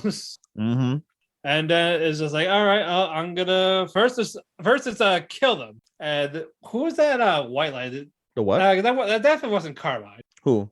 That giant beast. You're skipping over a lot of shit right now, dude. Oh yeah, so you're skipping over a lot of shit. I'll take over this time. Basically, the episode starts off with Carla and Alicia having a conversation in the dungeons. They're, having girl talk, but they're having a candid conversation about the reality of the circumstance that Carla is in, and the sadness that Alicia's facing. So it was very interesting to see. The trial begins, as Matt said, with Castor and Carla, and in the room are who's the Juna's grandmother? What's her name? I forget her name. The grandmother? Yeah, the grandmother. She's the one who's defending. I think she's the one defending. What's it called? Defending Castor and Carla. I need the name of the grandmother as well as the prime minister. Who's the prime minister? I forget his name now. I always forget his name. Which prime minister? Like the one who's who works with what's his dick with Soma. Oh, the black hair guy. Yeah. I'll get to it, but it's an XL Walter for the grandmother. XL Walter? Yeah, XL. Last name Walter. Yeah. She's the grandmother of Carla and Juno. Yeah. XL. And Hakuya. Boom. Thank you. Okay. So Hakuya basically forms the prosecution, and XL forms the defense. They, go back and forth a little bit. And basically Castor is begging for the king to not kill Carla, like kill me. But the reality of it is that apparently he's been serving for over 100 years and is distinctly merited, and they recognize his contributions to the military, versus Carla, who doesn't have any of that and is just basically following her father as the leader. So Soma asked the jury, which consists of 14 nobles, what they think. 12 of the 14 nobles agree with Soma that he must kill them, like show them no mercy. 2 of the nobles, though, basically defend or try to help out what's it called? Carla and Castor, basically saying, like, Castor does have a distinguished military career and Carla was only following her orders, back and forth. It would be cruel to kill them, and also it would, they also bring up a good point. They're like, oh, you talk about, they told like, oh, king, you talk about how, if you have a talent, we'll find use of you. And, somebody of both of their caliber isn't something that you could find again. Like, there's something we can use them for, whatever the case is. So when after they make their points, Soma's like, hey, you other 12 nobles, anything? No, kill him. And so he's like, kill them. And some fucking assassins drop from the ceiling or wherever the fuck they came from, and they kill the 12 nobles instead of Castor, Carla, or the other 2 that are trying to defend them. And everyone is in shock. Alicia and Aisha take out their swords. Everyone is like, holy shit, what the fuck is going on? And Soma stands everyone down, and he says, hey, he's like, these guys are under my command.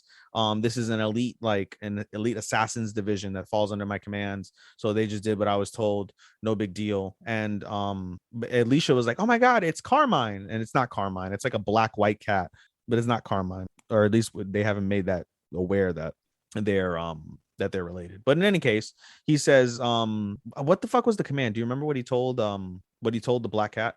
No, I don't remember what he told the black cat. He told him to do something, basically, and they sent them on their way.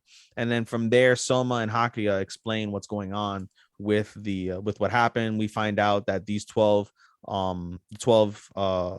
noblemen are the people that were conspiring. In the after credit that Matt mentioned in the last episode, there was an after credit of people that were conspiring against the king. Well, these 12 nobles were all part of that.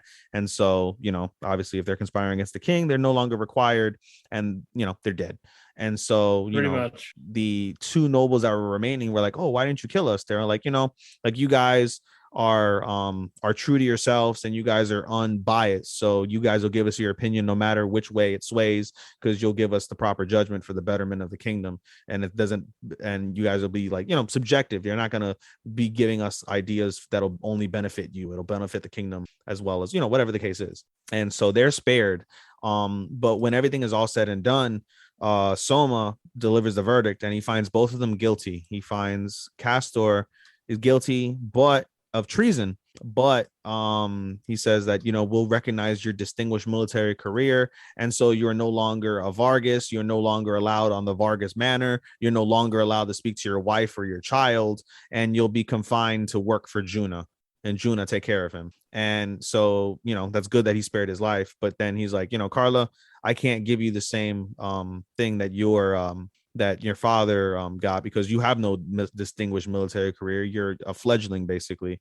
And they what's it called? Castor is like, no, kill me, give her all my merits, kill me, not her, please save her.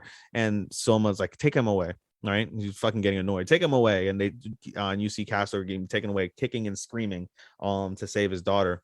And when the door closes, he's like, "Yep."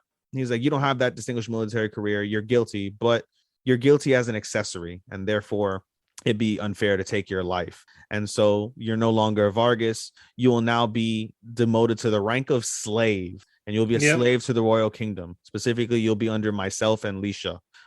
You'll await further command, but I have one forwarded command right now." And he gets on his knees and he tells Carla, "If I ever stray from the path of righteousness, kill me." And Carla's like, "What? What the fuck are you asking me?" Yeah, because from a book he read. Yeah, and he was like talk about I was going to mention people that. like turn to tyrants. I was going to mention that. And basically throughout this episode, what Matthew just alluded to is throughout the entire episode, including in this moment, Soma basically references the Prince by Machiavelli. He references chapter 8, which is a specifically controversial chapter, as the Christian faith goes, you know, are heavy against it. And it basically talks about how if you were to commit sins, to commit them all at once, but it doesn't specify the type of sins that you should commit. You know, it just recognizes like in terms of leadership, there'll be times when you must commit sins, and you can determine what sins those will be. But if you're going to commit sins, to do them all at the same time. And then, as Matt said, one of the other things is mentioning about how, you know, someone with power can become a tyrant. And so basically he tells Carla, "I have no faith that Aisha or Alicia will be able to kill me if I ever become drunk off power. And so I'm making it your responsibility to be the one responsible for killing me if I ever do stray from that path." And Carla's like, "You know what?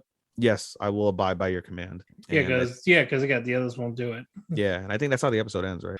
No, almost. It turns into lightheartedness.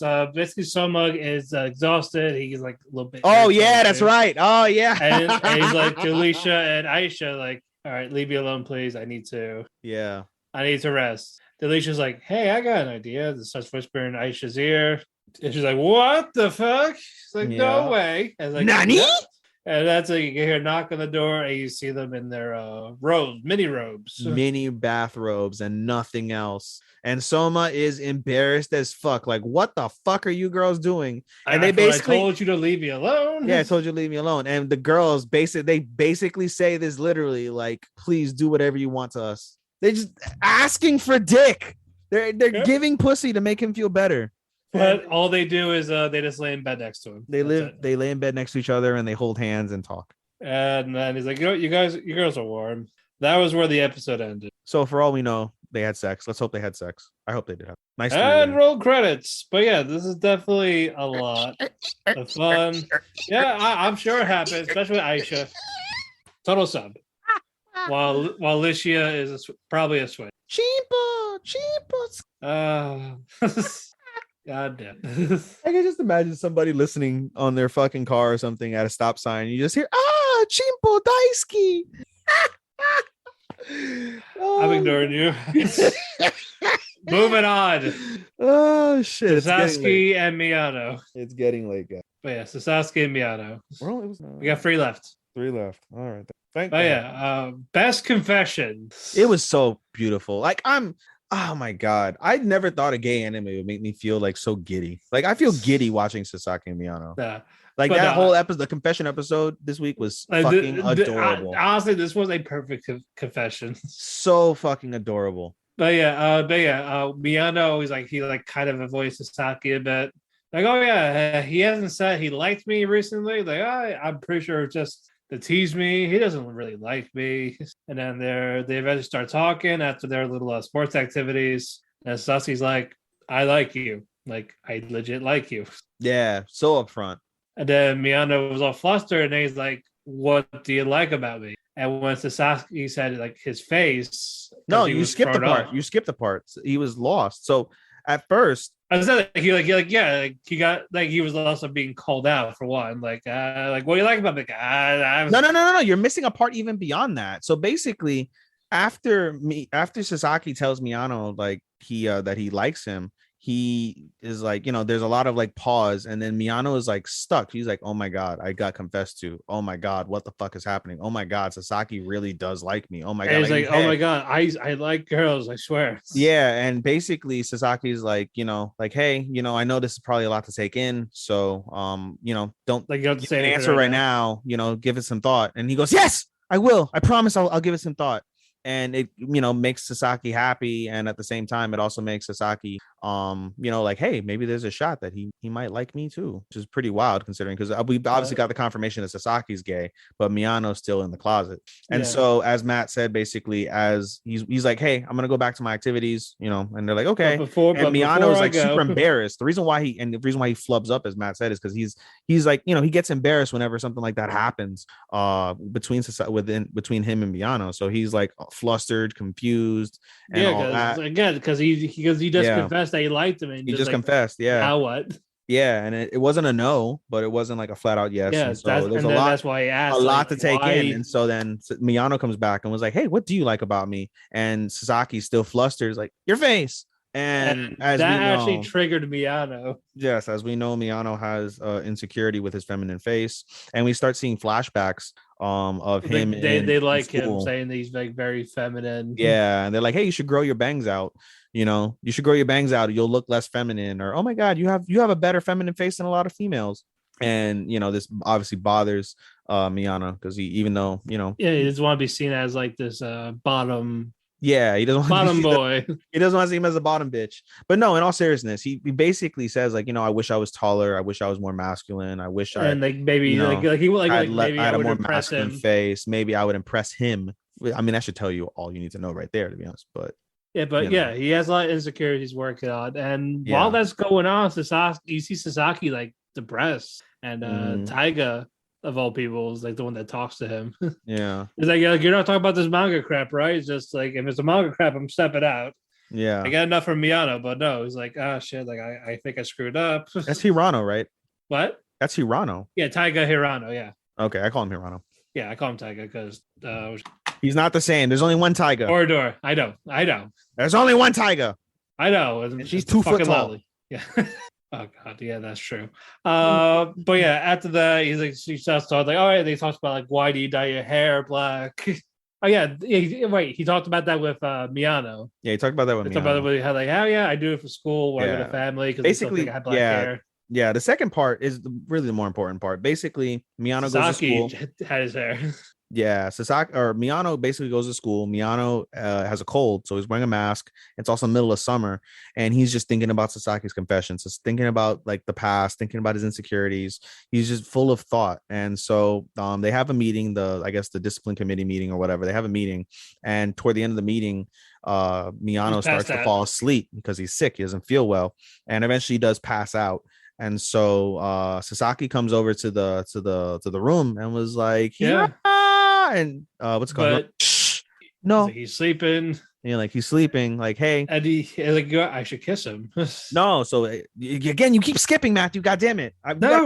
You got to build the stage. And so Hirano basically leaves. He tells Sasaki, "Hey, do you mind staying with him while I go run these papers? If he wakes up before I get back, tell him to go home since he doesn't feel well."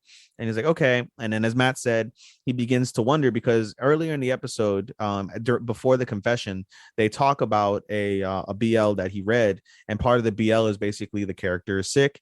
He's wearing a mask, and they kiss over the mask. And it's something that Sasaki really liked reading and was thinking about. So he sees Miyano in the mask. He wants to kiss him, but he's like, no, that would be fucking weird and inappropriate. I'm not gonna do that. Like I'm not gonna rape him. I'm not gonna fucking do that. Like, no. And so he holds back, and at that moment, Hirano opens the door, wakes up Miyano. Perfect timing. Wakes up Miyano accidentally, and he's like, "Oh, I fell asleep." And Sasaki's there. "Oh, hiyo," we're all cutely and shit. Mia-chan. Hiyo, Mia-chan. And so Hirano's like, "Dude, go home." Like, he's like, "It's almost the end of the semester. You're sick. Fucking don't push yourself. Go home." Like, okay. Yeah. And then you see Sasaki depressed still, and Hirano's He's like, I fucked up. no, Hirano's like, oh, like, what did you do to meet to Miyano? Miyano hasn't really been the same since. He's like, I told him I liked him. And he's like, what? He's like, you confessed? What? Yeah. He's like, yeah. And then Taiga's like, hold on. He's like, do you have his phone number? And Sasaki's like, no, I don't have his phone number. And so Hirano basically gives him his phone with just calls him like, okay, you better talk to him. Call him, let him know how you feel. And so he calls as Miyano's going home with his friends, and he's like, oh, like Mia-chan. He's like, Sasaki senpai. And he goes, I just want to let you know that I like more about he's like, I like so much about you, way more than just your face. Okay, bye. And he hangs up, and Hirano wants to fucking punch. He's like, hey, can we go meet up with Mia-chan so he can punch you? In fact, can I punch you in the face for him? And he's like, no, you'll hurt me if you punch me, which I thought was kind of gay and funny. Yeah. And so he's very protective of Miyano. Yeah, he is. And so the episode ends with Sasaki feeling better that he confessed, and Miyano is fucking going bananas in his head because of everything that he's like thought about, and then everything that's been told to him, and then what he just found out. And pretty wild, pretty cute, pretty fucking adorable. It really is goddamn adorable. I can't wait for that. I'm excited. Again, everything played out great. I love Sasaki. He's adorable. I love Miyano way more. Of course, you like the bottoms. Bottom boy kawaii. Yes, power bottom or top. We don't know what oh, he's not a bro. He's not no. Well, I mean, in that one flashback from the previous episode, he was a power bottom when he was on top of Sasaki. Yeah, and he definitely has a trope of where the UK is a terrible cook and all that. Like they're all like similar. He likes a certain type of UK.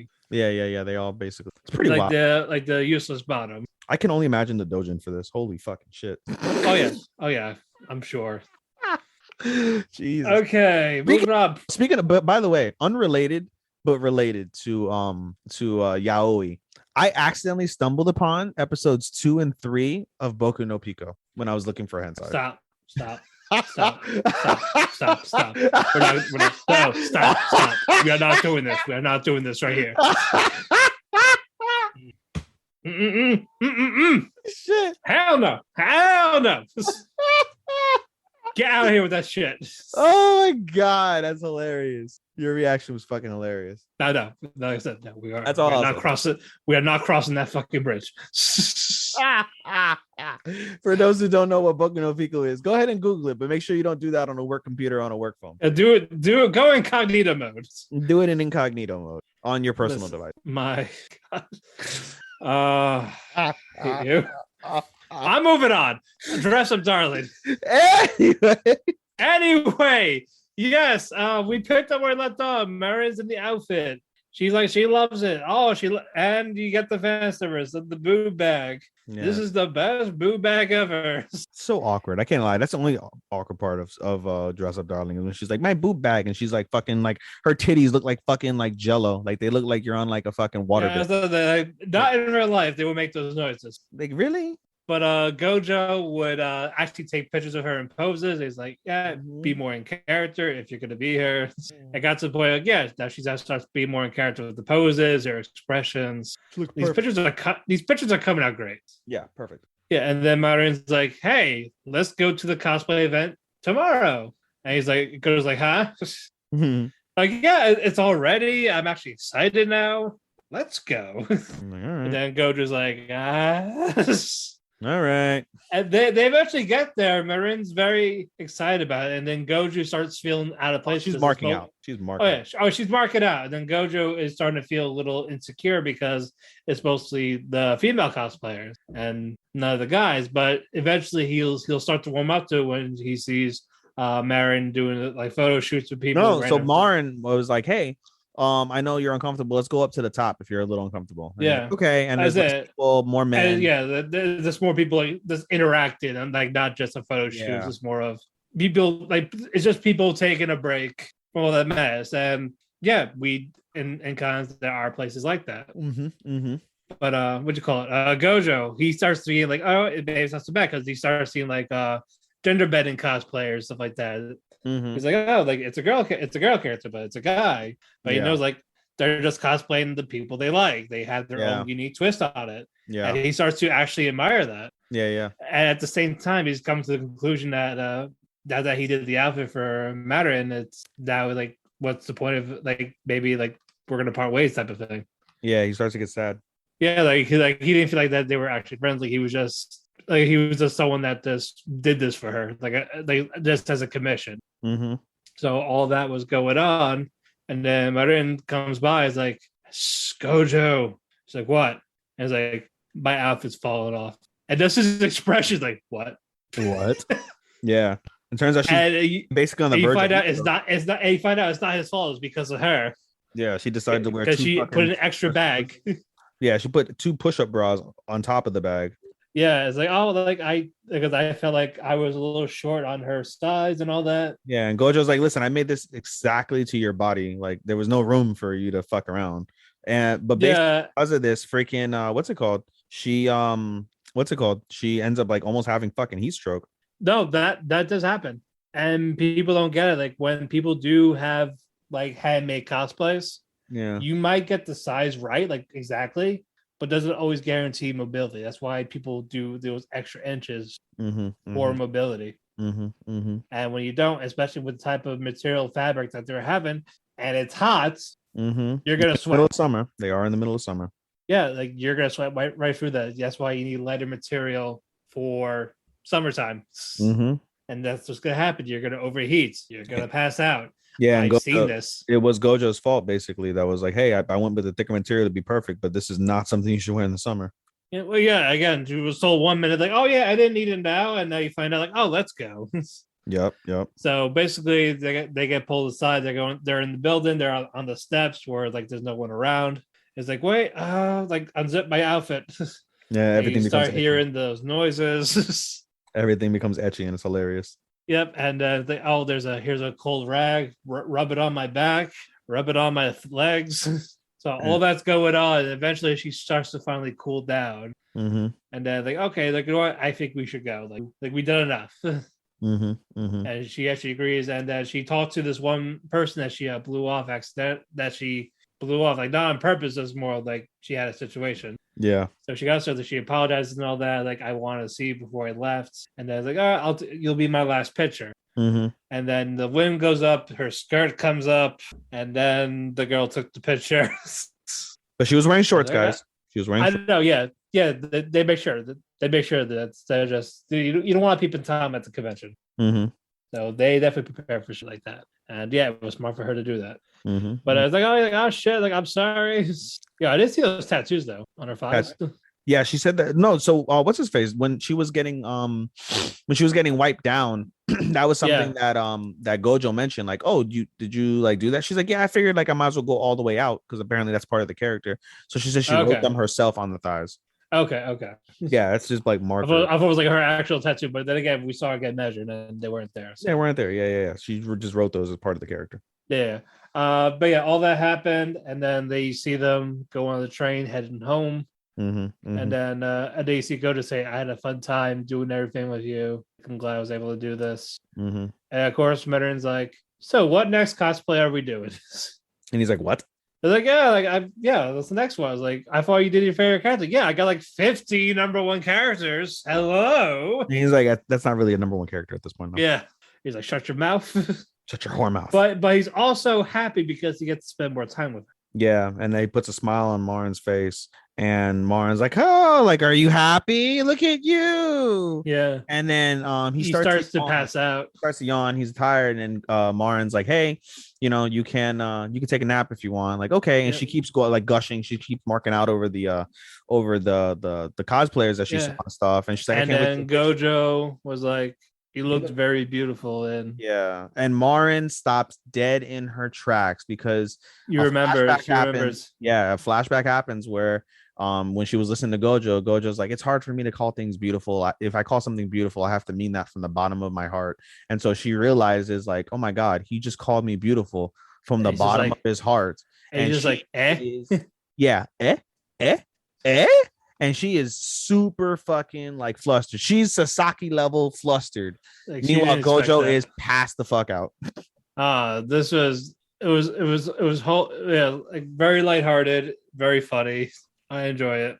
Yeah, we're obviously gonna see more of the cosplays. I'm pretty sure they'll take a little quicker now. I'm very curious to see how they're gonna integrate the fucking bitch that told him like, oh, fucking like Hina dolls are for fucking girls. Why are you playing with girls and you're a guy? Like shit. Yeah, we'll find out if that even comes into play. Is the manga still going? Yeah. Hopefully we get a season 2. Yeah, I'm sure we will if it's this popular. Oh yeah. Hopefully. All right, you're ready for the main events. It's time. Main event. In the Talk to Keki arena behind the computer screen. On my left, fighting out of the demon side. Fighting from Michael Jackson's Neverland. Daki and Kiyotaro. Iwatano. And on my right, the man by himself. Everyone is knocked out in the UFC arena. Fighting from the mountains of Japan. Weighing in at whatever. 100 pounds with whatever. Being accompanied by his sister in a box. His sister in a box. Tanjiro. Tanjiro-kun. This fight scheduled for 5 minutes. All right. Again, everyone here deserves a fucking raise, a vacation. First off, we're going to start with a round of applause. Yeah, this. That's not ass cheeks clapping, ladies and gentlemen. Those are two hands this clapping. Is like clapping of praise. Although, you know what? No, this could be two ass cheeks clapping, as in fucking the fucking demon slayers fucking clapping those ass cheeks of the demons, baby. Oh my god. No, we put the word left off. Tanjiro is on his own. And Gyutaro is just taunting him. Like, hey, you're weak. You suck. Bro, you know that, honest to God, I was watching that scene and it reminded me so much of like Japanese wrestling. Like, you know, when the guy's like down and the other guy's like the heels talking down head. To the face. Yeah. Yeah, the guy's kicking him in the head. Like, oh, where's your fighting spirit? Show me your fighting spirit. You ain't shit. This is the great whoever so and so. Nah, fuck. This right. Yeah. I got those like old territory vibes and all that shit. Like, yeah. You're an actual heel. Yeah. And then fucking Tanjiro, instead of fighting back and throwing and hulking up, he's just like he ran away. He was running away for a bit, and then he's like, "Oh no, you ain't leaving me." Starts kicking the shit out of him. Yeah, he fucking broke ribs, broke his 2 fingers. Yeah, like, and they're bent. You see they're fucking. Like, oh my god, bro, that wasn't so like, oh my god, because that's some shit that you would seen in My Hero. Like, I'm used to seeing fingers fucked up thanks to fucking Midoriya. Yeah, just in that way though, instead of just him breaking them himself. Like, yeah, bro, that's like someone else doing it. So the crunch power. And then you see the twisted fingers is definitely not the scream. Yeah, for real. Like, that's fucking old. And like the fact that they're still stayed twisted and broken. Like, he's literally holding his sword later on in the episode, and his fingers are fucking like jodido, Stick bro. It out, yeah. Like, fucked. You can't. Jodido means fucked in Spanish. I gave you guys Spanish this time. Like, they're fucking jodido, bro. And yeah, man, like that shit was nuts. But you know what? He still starts swinging. His mama ain't raised no bitch. Exactly. And he tries as hard as he could. It's like he almost got it. Yeah. So basically, but you know, you're skipping what he did. So eventually, when he hulks up, he fucking like he throws some like pebbles and some pieces of board at Gyotaro, and it's like and then you find it like a distraction. Yeah, it doesn't do shit. And then as we said, he's like talking down to him, talking shit, slapping him in the head, literally slapping him in the head. Tanjiro finally has enough, headbutts Gyotaro, and he's like, "Oh, this fucking headbutt doesn't do shit." And then like, "Oh, why do I feel weird?" And we realized when he was throwing the boards and the pebbles and the rocks, he grabbed the kunai. He threw a kunai that was, I imagine it's got wisteria in it. Basically, I feel like he did it during the headbutt. I don't know. Like when he had him the headbutt to distract him, he had his hand. Yeah, I mean, we're not gonna know. Yeah, but yeah, he definitely grabbed it when he was running away. Yeah, for sure. Dude. It wasn't like, oh no, he's being a coward. No, he had this little strategy, like his last saving grace. Yeah. And so Gyotaro is fucking crazy. Tanjiro decides to use fucking Hinokami again and starts slicing, but he can't get it. And meanwhile, while this is happening. Close. Meanwhile, while this is happening, fucking Zenitsu is fucking going crazy with his he gets buried first under the thing, and he shoots out like fucking lightning and starts going after freaking after Daki, and he manages to fucking like get a hold of her neck. And he calls it Thunder God Clap, like, you know, Ichikata, because that's like the only kata he knows. Type of thing. Yeah, and then he's like magical like legs or some shit like that, basically. And he basically puts all his power towards his legs, and he's like, I can only do this twice because it zaps all the energy from my legs. And as he's doing that, he starts to be able to cut what's it called? He starts to be able to cut Daki's neck, and he's like, you're not going to be able to do it. You're not going to be able to do it. You're not going to be able to do it. Well, yeah, but what's going on though when Gyutaro tries to fight Tanjiro, you see Tengen. Yeah, he's basically able to shake off Tanjiro eventually. And as he's about to do like the spinning blades and fuck up Tanjiro, Tengen comes out of nowhere with his one fucking arm. Basically, they were saying like, "Oh, his heart stopped. Yeah, no, Tengen stopped his own fucking heart and played dead, basically, so he could recover a little bit. And oh my god, the most insane... I love how they used the act, like there was like real fire in those scenes. Like they weren't animated. This is the actual fire. Yeah, and you see Tengen and Gyutaro fighting back and forth. And you see like the screaming back and forth. That might legitimately be the best animated fight scene I think I've ever seen. This definitely topped the Rengoku fight and the easily. And that fight we've seen the Hinokami Kagura for the first time. Like easily. So, but yeah, everything there, the score, the animation, this and how Tengen can figure out his movements now. Like I know your rhythm, I know your he's like, I know your song. And he's like, my song. And he was able to take it into notes. He turned it into fucking musical notes, and he's hearing it. Hence why he's the sound Hashira. And it's like, what the fuck? And so basically during this though, but Gyutaro stabbed Tanjiro. Yeah, no, you're skipping a part. So basically, they end up tag teaming Gyutaro. And as they're about to freaking like attack him, they're about to land the final blow. As Matt said, Gyutaro basically stabs Tanjiro in the fucking like in the mandible with his sword, and that's stuck in there. Yeah, dude. But Tanjiro's like, nope, you got to keep going. And he gets a hold of his head. And while this is happening, as Zenitsu's struggling to be able to push in to guess who comes?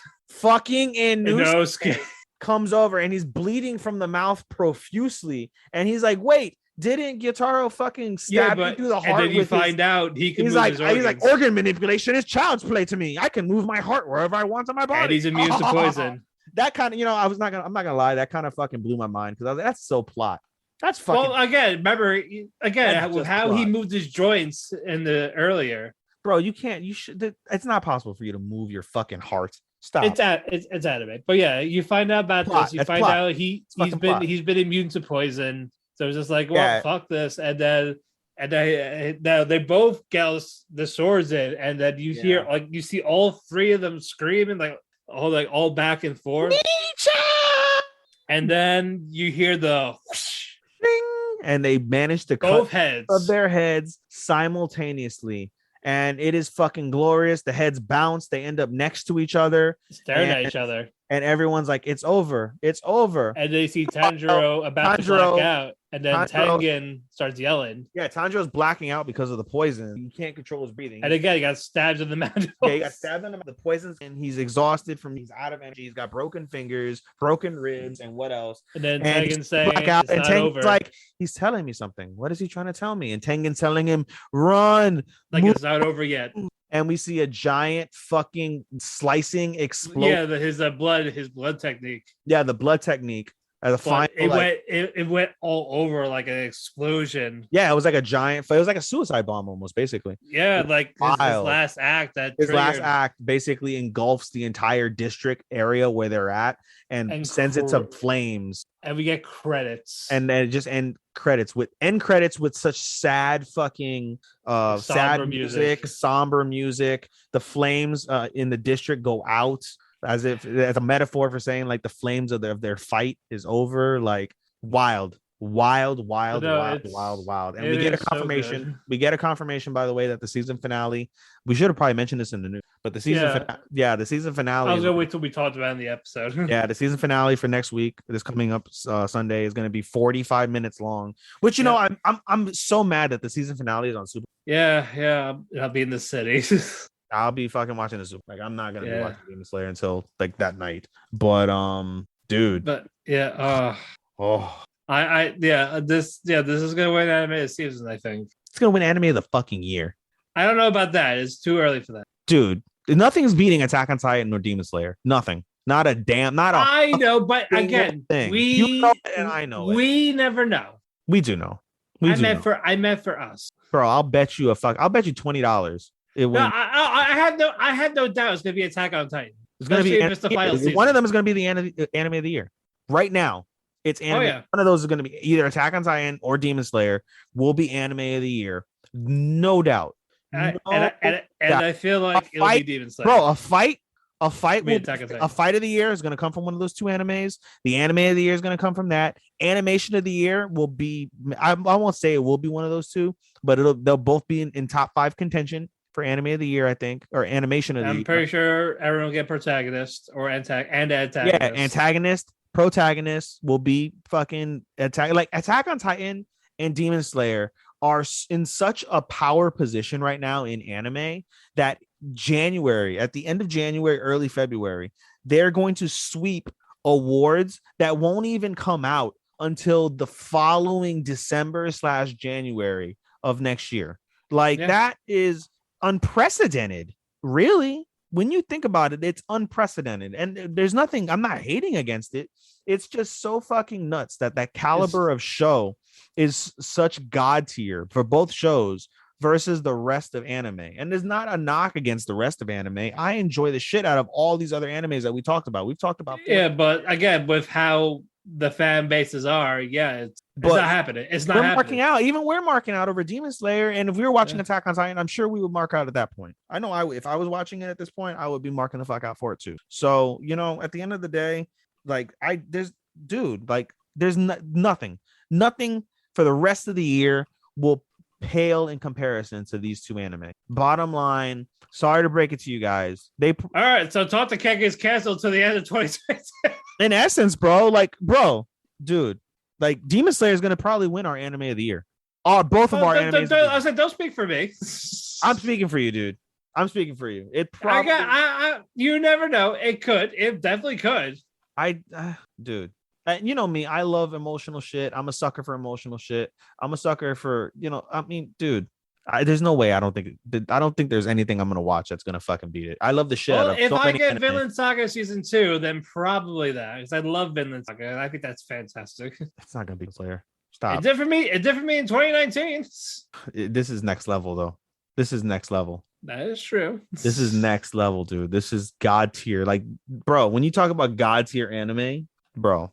That's fair, but it's hard to deny that this is they're probably their best episode, and we have another 45-minute finale, dude. Yeah, it's definitely going to cool down, but Jesus, oh my god, bro, I was fucking shocked. My eyes were open, like I fucking seen a ghost, the whole episode. No, and I watched this high, so the animation fleshed out more.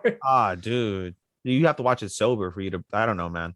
No. I loved it in general, but I saw more of the animation. You were probably mind fucked. I wouldn't have been able to keep up with what was happening. I can't keep up with shit high. That's why I didn't want to watch anime when we were high. I did for half of these. Yeah, dude. No, that's why you kept skipping so much shit. I'm trying to not recap everything. We're not like John Madden. God damn it! It's just so hard not to, dude. I know. I'm trying to keep it to a minimum. It's just so hard to fucking get across feelings and shit without going through the full recap, dude. I know. We're working on it. We'll find a compromise. Damn it. No, we're at about 2.5 hours at this stage. So fuck. You know what, man? JoJo could probably take over if the rest. Stop. Fucking stop. Stop. Go fall off a cliff if you feel that way. Please. I will. Do us the favor. I will. Natural selection. Have Asia on the show. Do your thing. Natural selection. Yeah, just have Asia on the show then. Anyway, it's him ridiculing you for 2.5 hours. God damn it. Anyway, final thoughts on this week. Oh, fucking great week. That's really it. That's what else can you say? I'm so depressed that Demon Slayer is going to end next week, dude. I mean, it's one less thing to worry about. I know. Now we got 10 weeks of Attack on Titan. I mean, we're not going to be talking about it much, so you know. I know. I think it's that. Yeah, they didn't say how many episodes. I imagine it's like 12 or 13, right? Just like everything else. We say that because the first half was 16. Season 3 part 2. 8 would be 24. There's no way they're going to do 8 episodes. Or they could do 15 also. And do 31. I've never heard of a 31. They could. What you call it? All season 3 was 22. Season 2 was 12. Yeah. And season 1 was 25. Yeah, I expect them to go all out and do as many as they can for this second half. Wouldn't shock me. Yeah, I can see them doing 13 to 15. I mean, hey, whatever. It could happen. If they have enough material. The manga's over. Yeah. Nothing's gonna stop them. But yeah, Herman's great. Next week we'll be at the halfway point. Indeed. A lot of fun. Closing thoughts for you. Can't wait till next week to do our rankings for the halfway point. Oh yeah, that's right. Guess what? Demon Slayer is going to be number 1, guys. Sorry, spoiler alert. Yeah, it's gonna be extremely difficult for the rest of the season. Spoiler alert: Demon Slayer is number 1, guys. You don't even have to listen to the rest of the shows, just because Demon Slayer is going to win. I don't know. You gotta listen to us go back and forth. I don't know. At this point, yeah. If you listen to the rest of the shows, you're basically going to hear us talk about 2 through 10 and our honorable mentions, because we all know what number 1 is going to be. Yeah. Well, you know what? If they want to try to pull a good fight, we'll gladly let them try. Keyword try. But all right. I believe we have ate our cake, talked our cake. We're full of cake. Almost threw up our cake. Yeah, we overate on the Demon Slayer cake. Oh yeah, we fucking just went fucking ape shit. And now we're like up chucking it. Yep. You can find me on Twitter at DamianPhoenix12. You can follow our Twitter at Talk to Keki. We have a link tree that has our links to where you can find your favorite local podcasts like Apple Music, Spotify. No, we're not being pulled, despite Joe Rogan being a piece of shit. I mean, Sean may pull us one day. Yeah. We'll cross that bridge when we get. But yeah, that Audible, iHeartRadio, anywhere you can find it. Maybe Podcast One. Who the fuck knows? We're there somewhere. We want to thank Sean, our editor at 2WM Network. W2M, yes, W2M Network. And then Cherry Shot Media for still posting this despite their commercials not being on there. We want to thank both of them. They're near and dear to us. Don't worry, guys. We'll have commercials soon enough. Well, when we get to it, and we'll have a Keki shop. We will have Keki shop eventually. We're like the George R. R. Martin of anime. They're coming, guys. They're coming. We're the Veer of anime shows. Yes, but suddenly his penis flops out. What the fuck? What? That's all Game of Thrones is. The penis is out. Jesus, we're coming. We're coming. That's not the only thing coming. Yeah. Hey. Earplugs. Yep. You can find me at SHOSTOPPA24 on Twitter. You can follow me at SHOSTOPPA249 on both. What's it called? On God damn it! What the fuck? Okay, come on, you can do it. I believe in you. I know, right? On what's it called? On analyst.co. You can find me at there at SHOSTOPPA249. You can follow my anime Instagram at AI_anime24. iAnime24. You can follow me at my podcast Instagram at podcast.senpai. You can also follow us on Instagram on our Talk to Keki Twitter. Talk to Keki Instagram at TALKTHEKEKI. Talk to Keki. Again, as Matt said, there'll be a link tree on that Instagram rather for you to check all of our individual as well as our store, I guess, pages. Also on my personal stuff, you can find link trees on there where you can catch all of my individual ones. Shout out to MMA for Marks podcast with my boy Andy. Shout out to the Orlando Tragedies podcast with my boy B Ronan. New episodes dropping for those fairly soon. And I think that's about it. Space Cowboy. All righty, until then, we will see you next week. Arigato, anato faku, and sayonara. Sayonara, minasan. Bye-bye.